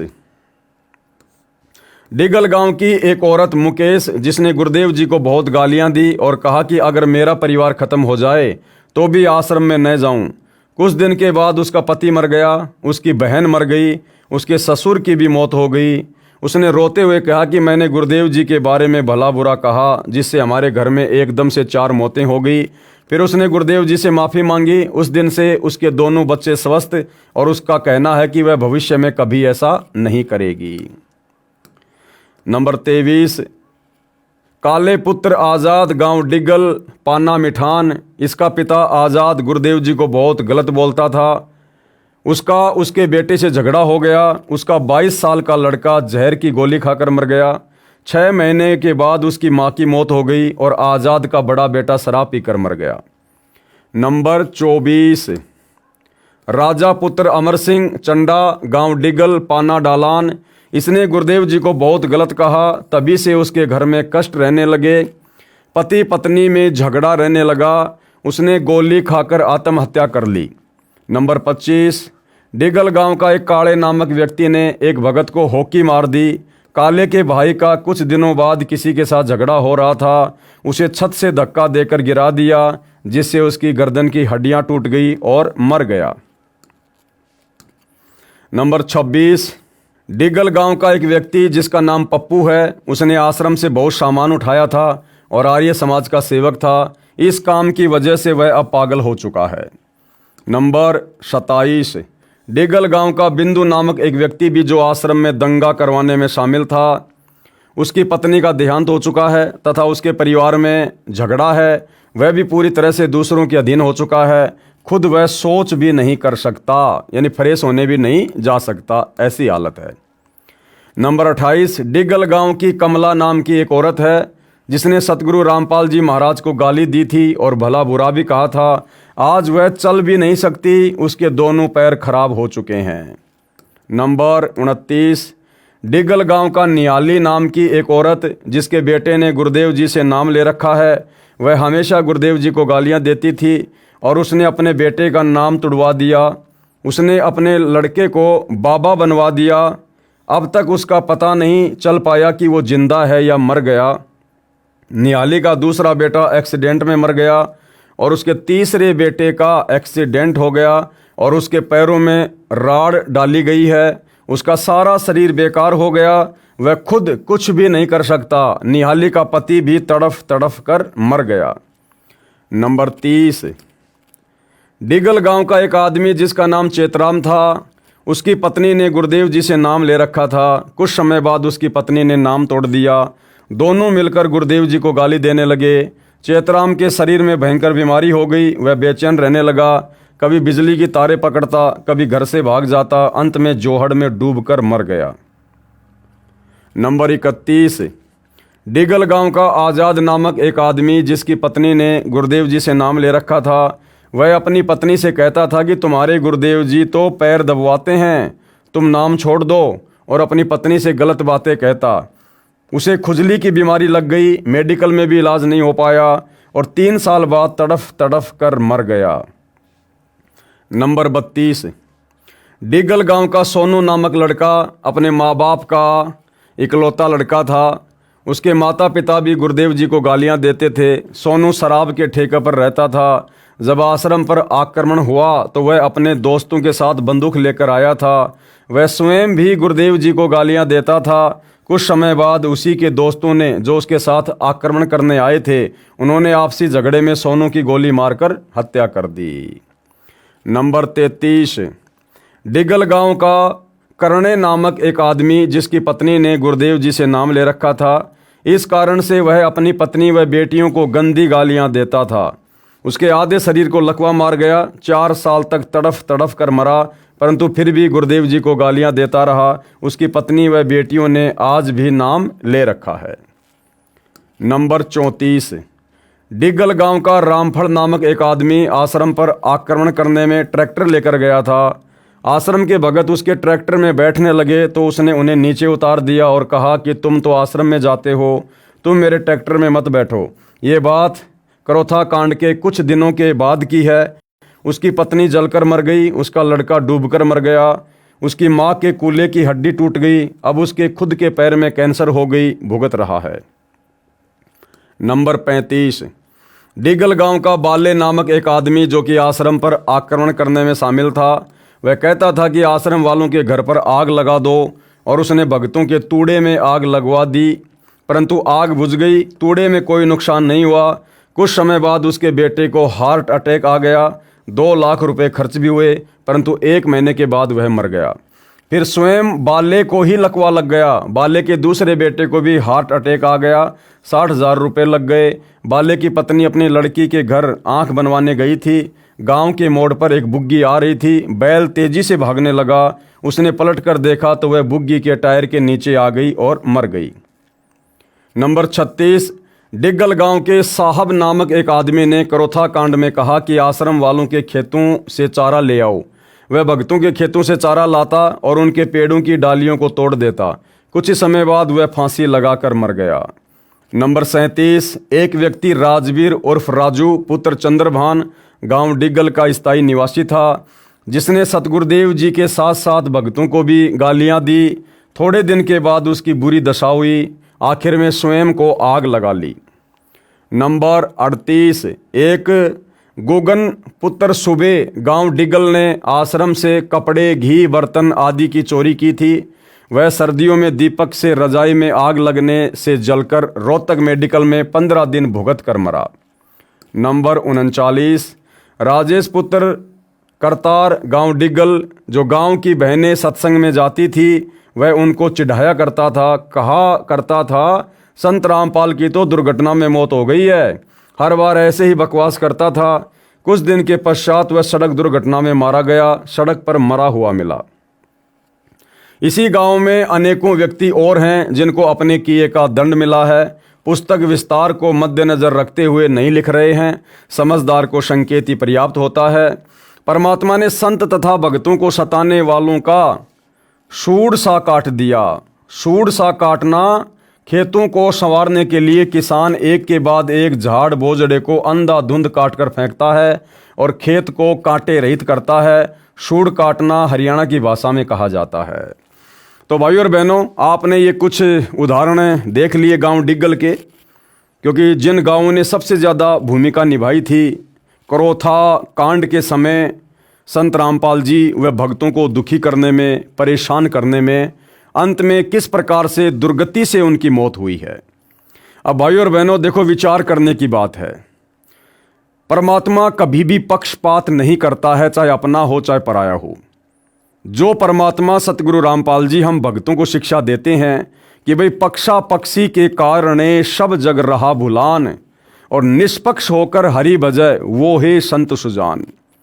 तो परमात्मा अपनी आत्माओं में चाहे भगत हो चाहे जगत हो, किसी में कोई भेदभाव नहीं करता है। सतगुरु का एक लक्षण है कि वे समदृष्टि होते हैं। जो जैसा करता है समय आने पर अपना भोगता है, और पुस्तक भी यही है, भोगेगा अपना कियारे।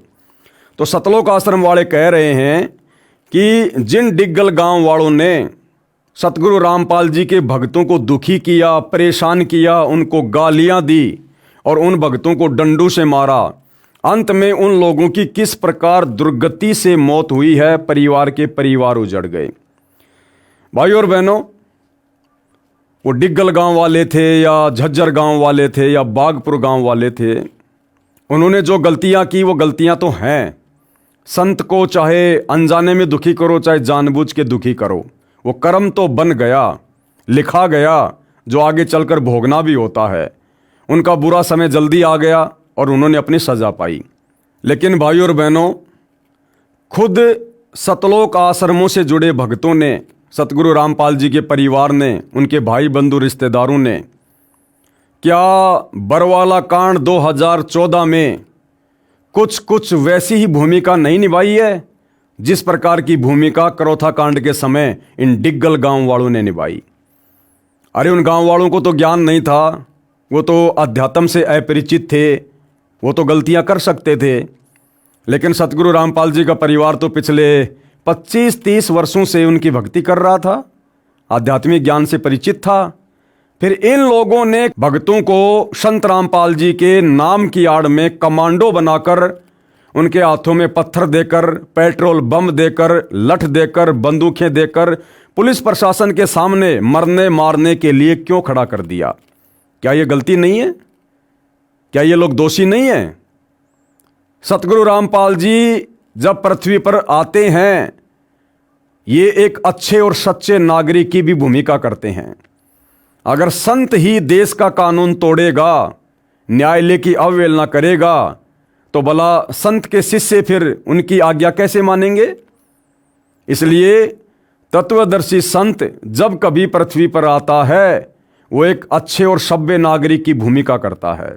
लेकिन सतगुरु रामपाल जी के अनेकों झूठे मेडिकल सतलोक आश्रम मैनेजमेंट हरियाणा ने चंडीगढ़ हाई कोर्ट में पेश किए और सरेआम कहा गया कि संत रामपाल जी बहुत भयंकर बीमार हैं, उनको देखने की भी समस्या है, वो बिस्तर से उठ भी नहीं सकते, उनको हार्ट अटैक की प्रॉब्लम है। ये बरवाला कांड में आपने इंटरव्यू तो सुने होंगे सतलोक आश्रम के मुख्य भक्तों के मुख से, और किस प्रकार से भोले भाले भक्तों को सतगुरु रामपाल जी के झूठे आदेश की आड़ में बरगलाकर, उनको काले कपड़े पहनाकर, कमांडो बनाकर, हाथों में हथियार देकर, और किस प्रकार से पुलिस प्रशासन से लड़वा दिया। और इसी लड़ाई में हमारे 6 भगत भाई बहनों की मृत्यु हुई। इसका जिम्मेदार कौन है? इसका जिम्मेदार कौन? अगर करोथा कांड के जिम्मेदार डिग्गल गांव वाले हैं, तो बरवाला कांड के जिम्मेदार कौन? बरवाला कांड के बाद में किस गांव में मौतों का कहर टूटा? क्यों नहीं लिखा सतलोक आश्रम वालों ने? अगर बरवाला कांड में किसी आर्य समाजी गांव का हाथ था, किसी प्रशासनिक व्यक्ति का हाथ था, किसी धर्म गुरु का हाथ था, तो आज तक सतलोक आश्रम वालों ने एक भी व्यक्ति का नाम उजागर क्यों नहीं किया? एक भी व्यक्ति के खिलाफ बरवाला कांड को लेकर आज तक मुकदमा क्यों नहीं किया? तो भाई और बहनों, बरवाला कांड का दोषी कौन? स्वयं सतलोक आश्रम मैनेजमेंट हरियाणा। और दूसरी बात, बरवाला कांड के बाद जिस प्रकार से सतलोक आश्रम वालों ने काल प्रेरणा के चलते सतगुरु रामपाल जी की गैर हाजिरी में मनमानी करते हुए जो भक्ति विरुद्ध कार्य किए हैं, वर्तमान में कर रहे हैं और संगत की मर्यादा तुड़वा रहे हैं, जिस कारण से संत रामपाल जी की संगत आज अकाल मौत मर रही है, इसका जिम्मेदार कौन? क्या ये गलतियां नहीं है? वो गांव वाले तो गलती कर सकते थे, डिग्गल वाले, वो संत के ज्ञान से अपरिचित थे, परमात्मा के विधान से अपरिचित थे, उन्होंने गलतियां कर दी। लेकिन सतगुरु रामपाल जी के भगत, उनके परिवार के सदस्य, उनके रिश्तेदार, संत रामपाल जी का भाई महेंद्र, उनके दोनों बेटे मनोज और वीरेंद्र, क्या ये भी परमात्मा के विधान से परिचित नहीं थे? 2014 बरवाला कांड के बाद भी इन्होंने भक्तों से मर्यादा तोड़वाना बंद नहीं किया। राजनीति का संत रामपाल जी से कोई लेना देना नहीं, लेकिन इन्होंने 2019 में कांग्रेस को वोट डलवा दिए और 2024 में बीजेपी को वोट डलवा दिए। जगह जगह मुख्यमंत्री की राजनीतिक रैली में, प्रधानमंत्री की राजनीतिक रैली में बेचारी नादान संगत को धक्के खिला रहे हैं। दुनिया भर की आन उपासना के केंद्रों पर जाकर भंडारा लगा रहे हैं। जैसे अयोध्या में राम मंदिर उपासकों के लिए भंडारा लगा दिया, आन उपासना में सहयोग कर दिया। क्या ये दोष नहीं है? क्या ये जुर्म नहीं है? 30 मई 2025 को रोहतक में परशुराम की जयंती पर, जिस जयंती से सतगुरु रामपाल जी का, उनके पंथ का, उनके भक्तों का किसी प्रकार से कोई लेना देना नहीं है, उस समाधि स्थल पर, उस परशुराम की जयंती पर हरियाणा रोडवेज की 500 बसों में बैठाकर राजनीतिक इशारों पर संत रामपाल जी के 50,000 भक्तों को वहां बैठा दिया गया, उनकी मर्यादा तोड़वाई गई। हरियाणा के जाट आरक्षण में, जिस आरक्षण से ना तो सतगुरु रामपाल जी का कोई लेना देना, ना उनके भक्तों का, और उन्हीं के नाम की आड़ में सतगुरु रामपाल जी के परिवार ने लाखों भक्तों को जाट आरक्षण में बैठा दिया। भक्तों के दान धर्म का पैसा करोड़ों में उन जाट आरक्षण वालों को चंदे के रूप में दिया गया। क्या ये गलतियां नहीं है? राजस्थान के गैंगस्टर आनंदपाल सिंह की सीबीआई जांच के समर्थन में 5 लाख रुपए राजपूत करणी सेना को अजमेर में दिए गए और हजारों भक्तों को राजपूत करणी सेना की रैली में बैठा दिया गया। क्या ये मर्यादा तोड़वाने के अंतर्गत नहीं आता है? धनाना गांव में करोड़ों रुपये का बैडमिंटन का स्टेडियम बनवा दिया गया, जबकि सतगुरु रामपाल जी अपने भक्तों को मोबाइल में भी किसी प्रकार का वीडियो गेम या अन्य किसी भी प्रकार का कोई भी गेम खेलने के लिए मना करते हैं। क्या ये मर्यादा तोड़वाना नहीं है? संगत के दान धर्म का दुरुपयोग नहीं है? और वर्तमान में तो इन्होंने हद कर रखी है। गांव गांव में जाकर संत रामपाल जी के झूठे मान सम्मान के बहाने सारा का सारा खर्चा खुद करते हैं। खाने का, पीने का, टेंट का, स्टेज का, डीजे का, स्क्रीन का, चेयर का, गांव वालों को बुलाते हैं, झूठा मान सम्मान करवाते हैं और वहां पर औरतों को नचवाते हैं, वहां पर औरतों को नचवाते हैं, वहां पर आदमियों को नचवाते हैं, वहां पर ढोलक पेटी के ऊपर भजन गवाए जाते हैं। क्या ये सतगुरु रामपाल जी की मर्यादाओं का उल्लंघन नहीं है? और भी भाई और बहनों, बहुत सारे कुक्रम जो आए दिन ये लोग करते ही जा रहे हैं काल प्रेरणा से। तो भाई और बहनों, अगर उन नादान व्यक्तियों को, डिग्गल गांव वालों को, जिनकी हिस्ट्री अभी आपने पढ़ी देखी, जिनको भक्ति का ज्ञान नहीं, भगवान की जानकारी नहीं, जब उन्होंने गलतियां की तो उन गलतियों की सजा उन्होंने समय आने पर कैसी कैसी पाई आपकी आंखों के सामने है। और जो भगत जानबूझकर गलतियां कर रहे हैं, क्योंकि आपने इसी पुस्तक में ऊपर पढ़ी एक वाणी कि जानबूझ सांची तजय करे झूठे से ने, जाकी संगत हे प्रभु शौपन में भी ना दे। यानी जिन लोगों ने सतगुरु रामपाल जी को सताया, दुखी किया, उनका किस प्रकार से सर्वनाश हुआ। तो सतगुरु रामपाल जी के मार्ग में, उनके पंथ में, उनकी मर्यादाओं के खिलाफ चलकर खुद की मर्यादा तोड़ना, संगत की मर्यादा तोड़वाना, क्या ये संत को दुखी करना नहीं है, संत को सताना नहीं है।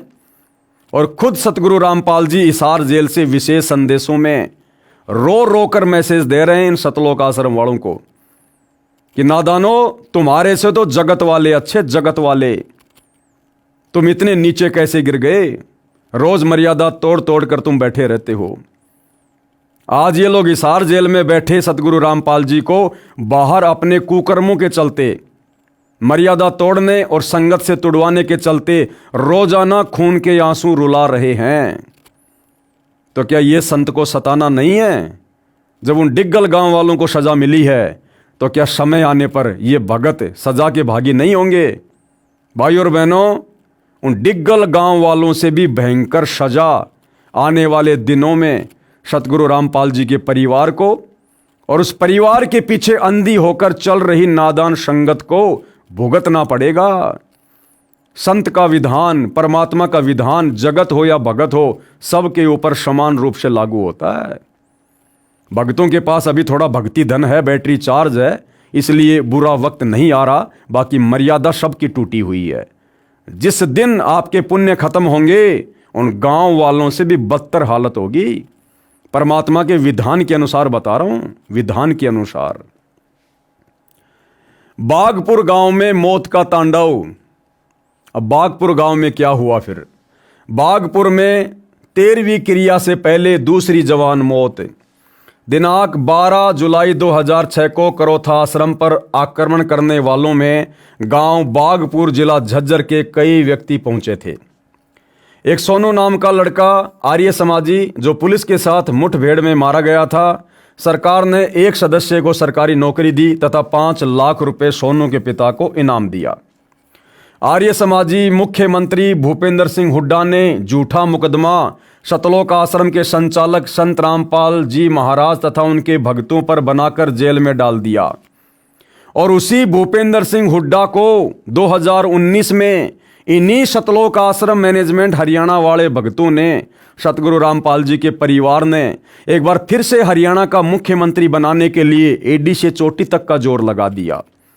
हरियाणा में फुल टू फुल 2019 में इसी भूपेंद्र सिंह हुड्डा को समर्थन दिया गया, जो भूपेंद्र सिंह हुड्डा संत रामपाल जी पर झूठा मुकदमा 2006 में लगवा रहा है। तो भाइयों और बहनों, गुरुद्रोही कौन? जो अपने गुरुजी के दोषी, गुरुजी के अपराधी, करोथा कांड के अपराधी भूपेंद्र सिंह हुड्डा का आज वर्तमान में समर्थन कर रहा है। जिस भूपेंद्र सिंह हुड्डा ने अपने कुकर्मों के लिए आज तक कभी गुरुदेव से माफी तक नहीं मांगी। आर्य समाजी मुख्यमंत्री भूपेंद्र सिंह हुड्डा ने झूठा मुकदमा सतलोक आश्रम के संचालक संत रामपाल जी महाराज तथा उनके भक्तों पर बनाकर जेल में डाल दिया। रोहतक पेशी पर संत रामपाल जी महाराज के दर्शन करने आने वाले भक्तों को गांव डिगल, करोथा तथा गांव बागपुर के व्यक्तियों द्वारा बेरहमी से पीटा जाता है। और जब संत रामपाल जी के भगत अपनी तारीखों पर कोर्ट में जाते हैं या जाते थे, तो ये गांव वाले लोग उनको पीटा करते थे। और इसकी सजा फिर आगे चल के इनको क्या मिली होगी, लेखक आगे क्या बता रहा है। भोगेगा अपना किया रे, ये करोथा कांड की कुछ तस्वीरें हैं जो मार पिटाई से संबंधित हैं। क्यों, क्या लिखा हुआ यहां पर? कोर्ट के परिसर के बाहर पिटाई के बाद लहू लुहान हुआ युवक। युवक की पिटाई करते हुए ग्रामीण। यानी करोथा कांड के बाद जब संत रामपाल जी के भगत कोर्ट में अपनी तारीखों पर जाते थे, तो बागपुर गांव के लोग उन भक्तों की डंडों से पिटाई किया करते थे, उनको लहू लुहान कर दिया करते थे। और आगे चलकर दुर्गति से इन लोगों की फिर मौतें हुई। भाइयों और बहनों, आज यही कार्य तो सतलोक आश्रम कर रहा है। यही कार्य तो वर्तमान में भक्तों को डंडों से पीटना, पत्थरों से पीटना, उनकी मार पिटाई करना, ये सतलोक आश्रम वाले कर रहे हैं। तो क्या ये लोग आने वाले समय में परमात्मा के कहर से बच जाएंगे? मैं पवन दास, सतगुरु रामपाल जी का अदना सा शिष्य, 2014 बरवाला कांड के बाद जिस प्रकार से सतलोक आश्रम वालों ने सतगुरु रामपाल जी के भक्ति विधान को तोड़कर और सांसारिक लोगों के साथ मिलकर, राजनेताओं के साथ मिलकर जो भक्ति विरुद्ध कर्म करने शुरू किए, संगत की मर्यादाएं तोड़वानी शुरू की, तो मेरे साथ मेरे कुछ भगत भाई बहनों ने और मैंने संगत को जगाने के लिए वीडियो बनाने शुरू किए। और पिछले 10 वर्षों से हमारा ये संघर्ष इन सतलोक आश्रम वालों से चल रहा है। मुझ पवन दास के ऊपर 4 झूठे मुकदमे सतलोक आश्रम वालों ने लगा दिए।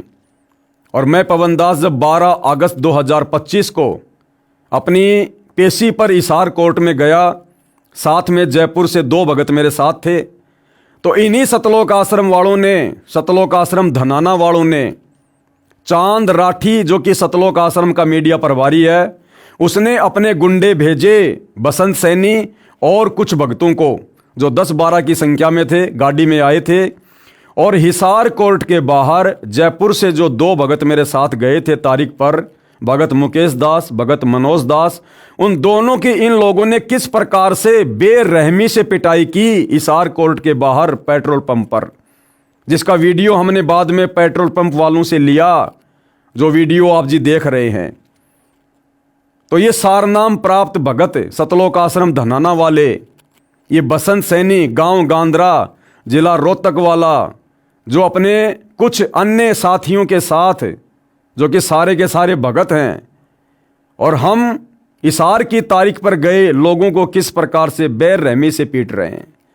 तो क्या भाई समय आने पर इन लोगों के साथ इंसाफ नहीं होगा? क्या इन लोगों ने अपने किए कर्मों का भोग नहीं भोगना होगा? अरे गांव वालों के पास में तो पुण्य नहीं थे, भक्ति नहीं थी, इसलिए उनका सर्वनाश जल्दी हो गया। और भगत होकर, जानबूझकर सांची तजकर और अपने गुरु की मान मर्यादाओं की धज्जियां उड़ाते हुए अपने ही निर्दोष गुरु भाइयों को इस प्रकार से पीटने वाले, मारने वाले, क्या ये परमात्मा के कहर से बचेंगे? हम इनको कोई बद्दुआ नहीं देते, ना हम दे सकते परमात्मा के विधान अनुसार। लेकिन भाई और बहनों, परमात्मा का विधान है, भोगेगा अपना किया रे। इससे पहले जयपुर में मुझ पवन दास के घर में घुसकर सतलोक आश्रम के गुंडों ने, जिनमें सतलोक आश्रम का जो वर्ल्ड कोऑर्डिनेटर है देशराज मान दिल्ली वाला, जो उत्तर प्रदेश में श्यामली आश्रम का संचालक है, एक प्रवेश नाम का लड़का दिल्ली से, और यही बसंत सैनी और इसके साथ में 5-7 लोग और, ये सभी लोग जयपुर में मुझ पवन दास के घर पर आते हैं। मैंने अपना भगत भाई समझकर इनके लिए नाश्ते पानी का इंतज़ाम करवाया बच्चों को बोलकर। इन्होंने अचानक से हमारे ऊपर हमला बोल दिया, बच्चों को रसोई में धक्का देकर बंद कर दिया, बोले अगर आवाज़ की तो जान से मार देंगे। और मुझ पवन दास को आप देख रहे हैं किस प्रकार से इन्होंने लट्ठों से मारा, पूरा शरीर इन्होंने लाल कर दिया। वो तो गुरुदेव भगवान की रजा थी, जो दास को कोई विशेष नुकसान नहीं हुआ, अन्यथा अपनी तरफ से ये लोग मुझे जानवर की तरह मार कर गए थे। तो क्या समय आने पर भाई और बहनों इनका इंसाफ नहीं होगा? क्या अपने किए कर्मों का भोग ये लोग नहीं भोगेंगे? उससे पहले 2016 में मैं पवन दास मध्य प्रदेश में गया हुआ था, संगत के बीच में बैठा हुआ था, बरवाला कांड के विषय में भाई बहनों को बता रहा था। उसी समय मध्य प्रदेश का स्टेट कोऑर्डिनेटर विष्णु साहू अपने 10-12 साथियों के साथ गाड़ी भरकर हथियारों समेत आता है और किस प्रकार से मुझ पवन दास को सारे मिलकर लट्ठों से मार रहे हैं। क्या इससे परमात्मा खुश होता है, प्रसन्न होता है? क्या समय आने पर परमात्मा के भक्ति विधान से परिचित ये भगत भाई अपने किए कर्मों का भोग नहीं भोगेंगे? अवश्य भोगना पड़ेगा, अवश्य। ये परमात्मा का विधान है। परमात्मा के घर देर है, अंधेर नहीं है। तो किस प्रकार से जो भगत भाई थे, जो क्रोथा कांड के बाद रोहतक में कोर्ट में तारीखों पर जाया करते थे और आसपास के गांव वाले किस प्रकार से उनकी पिटाई किया करते थे, आज ये सतलोक आश्रम वाले पुस्तकें बना बना के दिखा रहे हैं। क्या आने वाले समय में जो वीडियो तुम सतलोक आश्रम वालों के कुकर्मों के बन चुके हैं, मार पिटाई के बन चुके हैं, झूठे मुकदमों के बन चुके हैं, क्या देश और दुनिया नहीं देखा करेगी? क्या देश और दुनिया तुम्हें नहीं धिक्कारा करेगी? जिस प्रकार से आज भगत भाई इन लोगों को धिक्कार रहे हैं, तो भाई भोगेगा अपना किया रे, कर्म फल भोगना पड़ता है। ये अखबार की न्यूज है। हरिभूमि रोहतक मंगलवार 1 अगस्त 2006। रामपाल के अनुयायियों को धुना, जो तारीख पर जाया करते थे, किस प्रकार से गांव वाले उनकी पिटाई कर रहे हैं, ये देखिएगा। फिर हुई रामपाल के समर्थक की धुनाई। इस पाप कर्म का फल इन गांव वालों को मिला जो इस प्रकार है। लेखक कह रहा है कि संत रामपाल जी के भक्तों को मारने का, पीटने का जो फल है, आगे चलकर उन बागपुर गांव वालों को भी भुगतना पड़ा, जो इस प्रकार है। दिनांक 4/11/2010 के दैनिक भास्कर समाचार पत्र में छपा कि गांव बागपुर में 1 वर्ष में 100 से ज्यादा जवान मौत हो चुकी हैं। किसी साधु संत तथा झाड़ फूक वाले के बताए अनुसार 7 दिन की भी 13वीं करके देख ली, फिर भी 7 दिन के अंदर अन्य युवक की मौत हो गई। पाप बढ़ जाने के कारण सर्व जंतर मंत्र असफल हो जाते हैं। तो भाई गांव वालों के पास में तो भक्ति नहीं थी, वो संत रामपाल जी के भगत नहीं थे, जिस कारण से उनके पाप कर्म जल्दी उजागर हो गए और उनका सर्वनाश हो गया। सतलोक आश्रम से जुड़े भक्तों के पास जो अपने गुरु भाई बहनों को लठों से मारते हैं, डंडों से मारते हैं, लात घूंसों से मारते हैं, हम सत्सेवकों पर झूठे मुकदमे लगाते हैं, हमें परेशान करते हैं। भाई तुम्हारे पास अभी थोड़ी भक्ति शेष है, क्योंकि तुम काफी समय से भक्ति कर रहे हो, लेकिन वर्तमान में मर्यादा किसी की नहीं है, सारे के सारे पंचर हो। और संत के भक्तों के साथ पंगा, यानी भक्ति का जल्दी सर्वनाश होना, बड़ा पंचर लगना, आने वाले समय में क्या होगा? हम तो यही प्रार्थना करेंगे कि परमात्मा तुम्हें सद्बुद्धि दे और आप सतलोक आश्रम वाले नाक रगड़ रगड़ के सतगुरु रामपाल जी से 2014 बरवाला कांड और उसके बाद से लेकर वर्तमान समय तक जो कुकर्म कर रहे हो, सारी संगत की मर्यादा तुड़वा चुके हो, माफी मांग लो, अन्यथा भाई और बहनों दुर्गति ज्यादा दूर नहीं है। बागपुर गांव में मौत का तांडव। कृपया पढ़ें दैनिक भास्कर समाचार पत्र की फोटोकॉपी दिनांक 4/11/2010 की। दैनिक भास्कर, मौत के डर से बागपुर में नहीं मनेगी दिवाली, हवन करके टालना चाहते हैं बुरी बलाएं। 7 दिन की 13वीं। गांव के बुजुर्गों का कहना है कि पंचायत कर और सिद्ध महात्माओं से सलाह लेकर मृत्यु संस्कार के बाद 13 दिन की 13वीं को 7 दिन का भी करके देख चुके हैं, लेकिन कोई फायदा नहीं हो रहा है। 7 दिन पहले और कोई जवान मौत हो जाती है। चंदे से कराया हवन, ये अखबार की कटिंग है। भोगेगा अपना किया रे, पेज नंबर 15। बागपुर गांव के कुछ मुख्य पापियों पर कहर इस प्रकार टूटा। नंबर 1, पंडित विजेंद्र पुत्र प्रताप सिंह। नंबर 2, पंडित राजवीर पुत्र मनसाराम। पंडित कृष्ण पुत्र सुखलाल। ऊपर लिखित तीनों व्यक्तियों ने आर्य समाजियों द्वारा भ्रमित होकर पूर्ण परमात्मा के अवतार संत रामपाल जी महाराज के खिलाफ अभद्र शब्दों का प्रयोग करके भजन तथा रागनी बनाई तथा जगह जगह खड़े होकर लोगों को गा गा कर सुनाई तथा दुष्प्रचार किया। इन दुष्ट व्यक्तियों के लिए तो ये मनोरंजन था, लेकिन भक्तों की आत्मा इन्हें सुनकर बहुत रोती थी। इन अत्याचारियों पर काल का कहर इस प्रकार टूटा। आश्रम वाले कह रहे हैं कि उन गांव वालों ने रागनियां बना बनाकर मनोरंजन के मकसद से संत रामपाल जी के खिलाफ अभद्र शब्दों का प्रयोग करते हुए लोगों को सुना सुनाकर मनोरंजन बना लिया।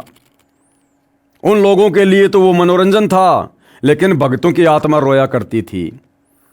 ठीक इसी प्रकार भाई और बहनों, वर्तमान में सतगुरु रामपाल जी की गैर हाजिरी में ये सतलोक आश्रम वाले, सतगुरु रामपाल जी के परिवार वाले इसी प्रकार से धर्म को धंधा बनाकर मनोरंजन कर रहे हैं। भाई और बहनों, हाल ही 7 दिसंबर 2025 को गांव धीरणवास में सतगुरु रामपाल जी की फोटो का जिस प्रकार से झूठा मान सम्मान करवाया गया है, क्योंकि वो लाखों का टेंट, खाने पीने की सामग्री, सारा खर्चा खुद ये सतलोक आश्रम वाले करते हैं। उस धीरणवास के झूठे मान सम्मान के कार्यक्रम में भाई और बहनों, सतगुरु रामपाल जी के शब्दों पर इन लोगों ने ढोलक पेटी के साथ में लोगों को नचवा दिया। वहां पर एक प्रकार से भांडगिरी शुरू करवा दी, भांडगिरी। क्या इससे भक्तों की आत्मा दुखी नहीं होती? क्या इससे संत रामपाल जी की आत्मा दुखी नहीं होती? दिल्ली के एक कार्यक्रम में हाल ही 9 दिसंबर 2025 को दिल्ली में एक कार्यक्रम आयोजित किया गया, भारत गौरव अवार्ड। और वहां ये सतलोक आश्रम वाले, सतगुरु रामपाल जी के परिवार वाले, सतगुरु रामपाल जी का झूठा मान सम्मान करवाने के लिए उनकी प्रतिमा को लेकर जाते हैं। और उस कार्यक्रम में सतगुरु रामपाल जी के परिवार वाले सबसे आगे बैठे हैं और वहां पर लड़कियां डांस कर रही हैं, औरतें नाच रही हैं। क्या सतगुरु रामपाल जी के मार्ग में भक्तों को इस प्रकार से अपनी ही बहनों को समाज के सामने नाचता हुआ देखकर अच्छा लग रहा होगा? क्या ये भांडगिरी नहीं है? क्या ये भड़वागिरी नहीं है? क्या भक्तों को शर्म नहीं आई जरा भी? पूरे विश्व के प्राणी हमारे भाई बहन हैं और हमारी बहनें दुनिया का मनोरंजन करने के लिए उस कार्यक्रम में नाच रही हैं और ये सतलोक आश्रम वाले बैठे बैठे आनंद मना रहे हैं, मनोरंजन के रूप में ले रहे हैं। क्या ये भांडगिरी नहीं है? क्या इससे हम भक्तों की आत्मा नहीं रोएगी? क्या सतगुरु रामपाल जी खुश होंगे इस भांडगिरी के प्रोग्राम को देखकर? तो जिस प्रकार से वो गांव वाले रागनियां बना बना कर और लोगों का मनोरंजन किया करते थे, संतों के खिलाफ अभद्र शब्दों का प्रयोग करके, ठीक उसी प्रकार आज आप सतलोक आश्रम वाले संत रामपाल जी की गैर हाजिरी में काल प्रेरणा से उनके मार्ग को धार्मिक धंधा बनाकर जो गंदगी फैला रहे हैं, लड़कियों को नचा रहे हैं कार्यक्रमों में, लड़कों को नचा रहे हैं। संत रामपाल जी का एक शब्द है, जय बोलो बंदी छोड़ की, तो मिलकर संगत सारी जय बोलो बंदी छोड़ की। ये गाना जगत वाले लोगों से गवाया जा रहा ढोलक पेटी पर म्यूजिक के साथ में। क्या इससे भगत बड़े प्रसन्न होंगे? हाँ, वो भगत प्रसन्न हो सकते हैं जो काल प्रेरित हैं, जो सतगुरु रामपाल जी के भक्ति विधान से अपरिचित हैं। लेकिन अगर पूछा जाए उन भक्तों से जो सतगुरु रामपाल जी की सत भक्ति कर रहे हैं, मर्यादा में रहकर, इस मार्ग को समझकर, ज्ञान को आधार बनाकर, क्या उनकी आत्मा दुखी नहीं हुई? क्या हिसार जेल में बैठे अंतर्यामी सतगुरु रामपाल जी की आत्मा दुखी नहीं हुई? तो क्या आने वाले समय में कर्मों की सजा आप सतलोक आश्रम वालों को नहीं भोगनी पड़ेगी? अरे तुमने भी तो वही सारे कुकर्म कर दिए जो कुकर्म उस समय उन नादान गांव वालों ने किए। जब उन्होंने समय आने पर सजा पाई तो तुम्हारी सजा परमात्मा कैसे टाल देगा भाई? परमात्मा तो निष्पक्ष होकर सबके कर्मों का भोग देता है। वो तो समदृष्टि है, भेदभाव नहीं करता, पक्षपात परमात्मा नहीं करता। लेकिन फिलहाल तुम्हारे पास में पुण्य है, लेकिन वर्तमान में मर्यादा नहीं है। जिस दिन पाप कर्मों का दौर शुरू होगा, समझ में नहीं आएगी कि हमारे साथ आखिर ये हो क्या रहा है। पंडित विजेंद्र पुत्र प्रताप सिंह, इस व्यक्ति को इसके गलत कर्मों की क्या सजा मिली? इस व्यक्ति के 2 पुत्र मृत्यु को प्राप्त हुए। बड़ा लड़का उम्र 12 साल रोड दुर्घटना में तथा छोटा लड़का उम्र 9 साल बीमारी से तड़फ तड़प कर मृत्यु को प्राप्त हुआ। दूसरा पंडित राजवीर पुत्र मनसाराम, इस व्यक्ति के परिवार में क्या दुर्घटना घटी? इस व्यक्ति से काल ने अपनी ही चाची की हत्या करवाई, जिस कारण आपसी रंजिश भी हो गई तथा 302 का मुकदमा बना और जेल जाना पड़ा। इस कारण घर की आर्थिक स्थिति खराब हो गई और इसी कारण अपनी जमीन बेचनी पड़ी। नंबर 3 कृष्ण पुत्र सुखलाल, ये व्यक्ति एक्स सर्विसमैन था, अपना घर परिवार ठीक ठाक चला रहा था, लेकिन इसने आर्य समाजियों द्वारा भ्रमित होकर पूर्ण परमात्मा के अवतार परम कृपया पात्र संत रामपाल जी महाराज तथा भक्तों के खिलाफ दुष्प्रचार करके अपने कर्म बिगाड़ लिए। इस कारण घर में कलह होने लगी। परेशान होकर इस व्यक्ति ने जहर खाकर आत्महत्या कर ली। घर में एक ही सदस्य कमाने वाला हो और वही ना रहे तो उस घर पर क्या बीतती है, ये सभी जानते हैं। नंबर 4, सोनू पुत्र बलवान सिंह। प्रत्यक्ष दृष्टाओं का ये भी कहना है कि सोनू सन 2006 के करोथा कांड में आर्य समाजियों का हितैषी था तथा उन्हीं की गोली का शिकार हुआ। ब्रह्मानंद आपराधिक प्रवृत्ति का इंसान है और आचार्य बलदेव का शिष्य है। इन दुष्ट व्यक्तियों का उद्देश्य भी किसी की मौत से पूरा होना था। आर्य समाजी मारना तो आश्रम के भक्तों को चाहते थे, लेकिन पूर्ण परमात्मा की शक्ति के आगे ये सफल नहीं हो पाए। अंततः ब्रह्मानंद ने अपने ही सहयोगी सोनू को मारना पड़ा ताकि संत रामपाल जी महाराज पर 302 का मुकदमा बनवा सके, जो सरकार के साथ पहले से तय प्रोग्राम था। इसके बाद सरकार की मिली भगत से सोनू के पिता बलवान सिंह को 5 लाख रुपए आर्थिक सहायता तथा मुंह बंद रखने के लिए सोनू के बड़े भाई को सरकारी नौकरी दी और साथ में धमकी दी कि सोनू की मौत का अगर जिक्र भी किया तो हम नौकरी दिलवा सकते हैं, तो इसे छुटवा भी सकते हैं। सरकार का नौकरी देने का मकसद था कि कत्ल की जांच ना हो। सरकार द्वारा जो आर्थिक मदद हुई थी वह आर्य समाजियों ने यह कहकर कि बाद में इस गेट का सारा खर्च आर्य प्रतिनिधि सभा दे देगी। बलवान द्वारा गांव बागपुर के मुख्य रास्ते पर सोनू द्वार बनवा दिया। इस मध्यस्थता में गांव का ही एक और आर्य समाजी मेहर सिंह भी था, लेकिन आर्य समाजियों ने बाद में पैसा देने से इनकार कर दिया। इस कारण मेहर सिंह का भी सामाजिक शोषण आर्य समाजियों ने किया। मेहर सिंह तथा तेजबीर पर पहले भी गांव वालों ने आरोप लगाया था कि तुमने सोनू को मरवा दिया। इस कारण मेहर सिंह परेशान रहने लगा और आखिर हृदय गति रुकने से उसकी मौत हो गई। इसके बाद आर्य समाजियों का सारा दबाव बलवान पर आ गया, जिसके लड़के की मौत हुई थी। 5 लाख रुपए मिले थे, कुछ पैसा गेट निर्माण पर लग गया। ऊपर से आर्य समाजियों का दबाव था कि यहाँ आदमियों की गाड़ियाँ भरकर लाओ, कल वहाँ जाओ। 12 मई सन 2013 वाले कांड में भी आर्य समाजियों ने बलवान पर दबाव बनाया कि यहाँ हथियारों तथा गुंडों पर बहुत खर्च हो रहा है, इसमें सहयोग करो। तात्पर्य है कि जो 5 लाख रुपए प्राप्त हुए थे आचार्यों ने सर्व खर्च करा दिए। इसी दबाव में बलवान भी परेशान रहने लगा। अंततः अप्रैल 2014 में उसका भी हृदय गति रुकने से देहांत हो गया।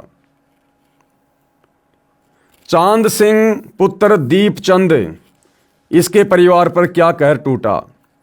ये व्यक्ति बलवान का छोटा भाई तथा सोनू का सगा चाचा था, जिसकी बीमारी से बहुत परेशान होकर मौत हुई तथा चांद का एक लड़का भी कैंसर से पीड़ित होकर काल का ग्रास बना। मेहर सिंह पुत्र बलवंत और जयपाल पुत्र लालचंद, इन व्यक्तियों के साथ क्या गुजरी। इन व्यक्तियों ने आर्य समाजियों की भीड़ जुटाने में पूरी मदद की थी। लोगों को बहला फुसलाकर गाड़ियों में बैठाना इनका मुख्य कार्य था। इसी सहयोग के कारण इन्होंने अपने पाप कर्म बढ़ा लिए। नंबर 6, मेहर सिंह पुत्र बलवंत सिंह। ये व्यक्ति अपने छोटे लड़के के पास रहता था, जिसका नाम विजेंद्र है। उसका एक्सीडेंट में पैर टूटा तथा उसके पास एक ही लड़का था, वो भी काल का ग्रास बन गया और खुद मेहर सिंह की भी हृदय गति रुकने से यानी हार्ट अटैक से मौत हो गई। नंबर 7, जयपाल पुत्र लालचंद। ये व्यक्ति आर्य समाजियों का पूर्ण रूप से सहयोगी है। इसके लड़के को सन 2006 के करोथा कांड में गोली भी लगी थी। इसकी पत्नी को कैंसर का रोग हो गया तथा इसी में इसके पिताजी की भी मौत हो गई और ये खुद नशे का आदी हो गया। इन्हीं की एक छोटी बहन है जो उस समय गांव बागपुर में किसी के पास रहती थी। उस लड़की का नाम काले है, जो इसी माहौल में रहकर गुरुदेव के खिलाफ गलत बयानबाजी करने लगी। इस लड़की पर ऐसा कहर टूटा जो बहुत दिल दहलाने वाला है।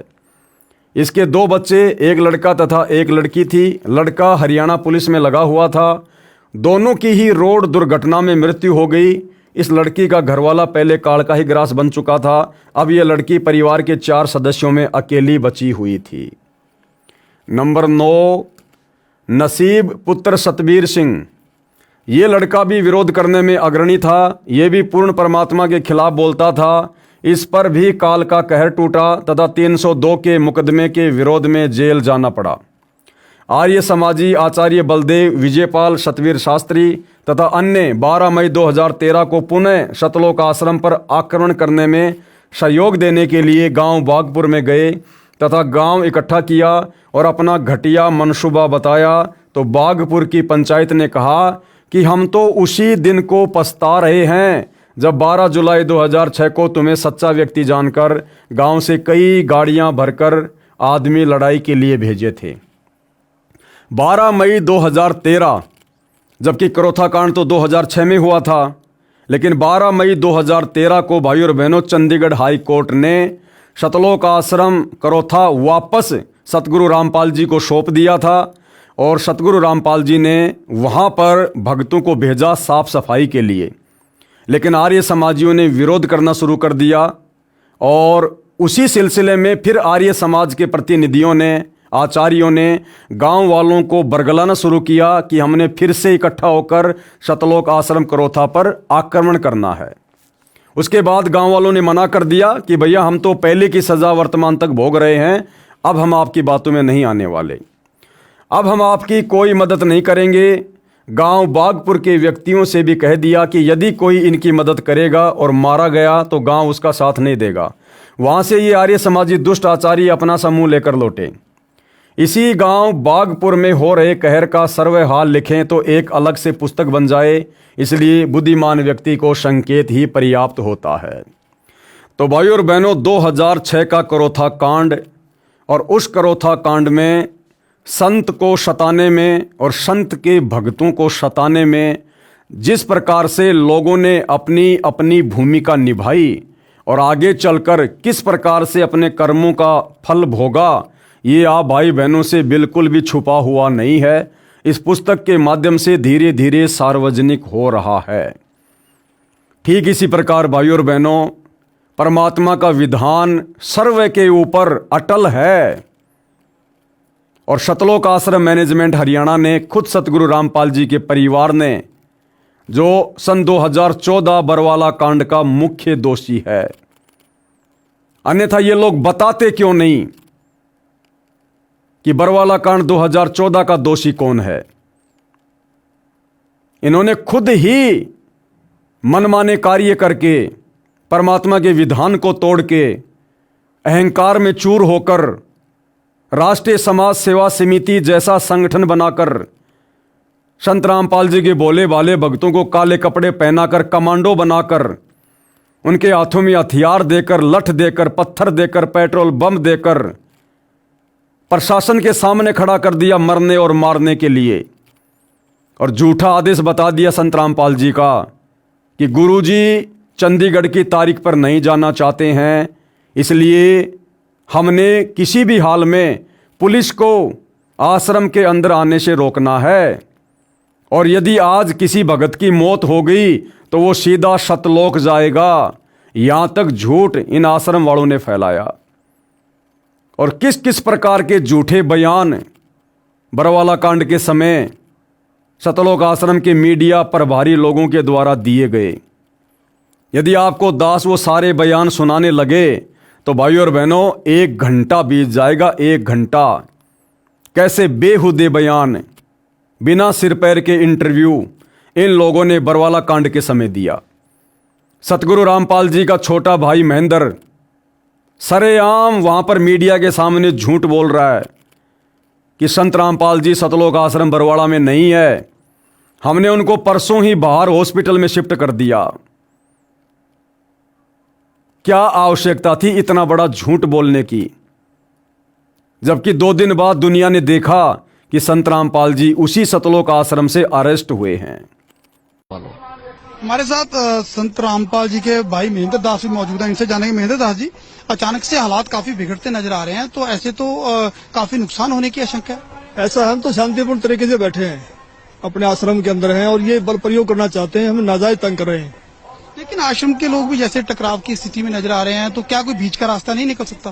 बीच का तो यही है कि माननीय न्यायाधीश को चाहिए कि अपने पर विचार करे। हमको डकैत नहीं है, इतना बड़ा ये केस नहीं है, एक कोर्ट की अवमानना केस उन्होंने खुद बनाया और खुद सुन रहे हैं, इसमें न्याय की उम्मीद है। लेकिन जिस तरह से पुलिस कह रही है यहाँ तो गिरफ्तारी करनी पड़ेगी क्योंकि हाई कोर्ट के आदेश हैं, तो क्या संत रामपाल आत्मसमर्पण कर सकते हैं? अब वो यहाँ है ही नहीं, तो स्वास्थ्य इलाज करवा रहे हैं, बाहर गए हैं, उनको बाहर शिफ्ट कर दिया हमने परसों। लेकिन क्या वो आत्मसमर्पण करने के लिए तैयार हो जाएंगे? अगर हमारी हाई कोर्ट में बेल कैंसिल करते हैं तो नहीं होंगे, तो नाजायज बेल कैंसिल करने जा रहे हैं, आज उस पर सुनवाई है। अब उस केस का इस अवमानना से क्या लिंक था? ये अवमानना बनाई इसीलिए गई थी कि उस बेल कैंसिल करके अंदर ठोक दें। एक सबसे बड़ा सवाल यही है कि आपका कहना है कि संत रामपाल आश्रम के अंदर मौजूद नहीं है। अगर संत रामपाल आश्रम के अंदर मौजूद नहीं है तो क्यों फिर पुलिस को रोका जा रहा है? पुलिस अगर जाकर के चेक करती है संत रामपाल नहीं होंगे तो पुलिस वापस चली जाएगी। क्योंकि यहाँ कल एसडीएम ने और डीसी ने बताया, एसडीएम आदेश पड़ रहा था कि हमने इसको सील कर लिया है, नाजायज तरीके सील करने के आदेश दिए, अपने आश्रम को नहीं छोड़े, आश्रम की सुरक्षा के लिए बैठे हैं अब हम। ठीक है, ओके।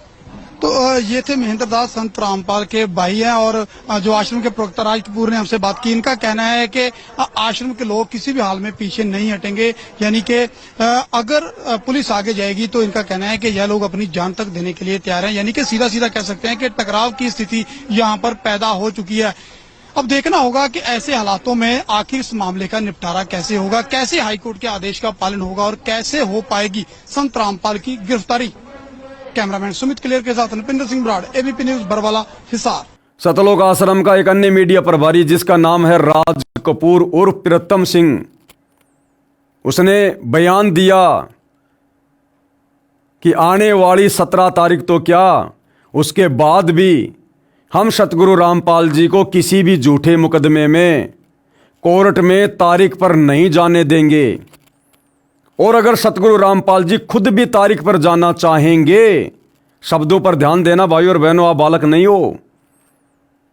उसने कहा यदि सतगुरु रामपाल जी खुद भी तारीख पर जाना चाहेंगे तो हमारी लाशों के ऊपर से गुजरना पड़ेगा।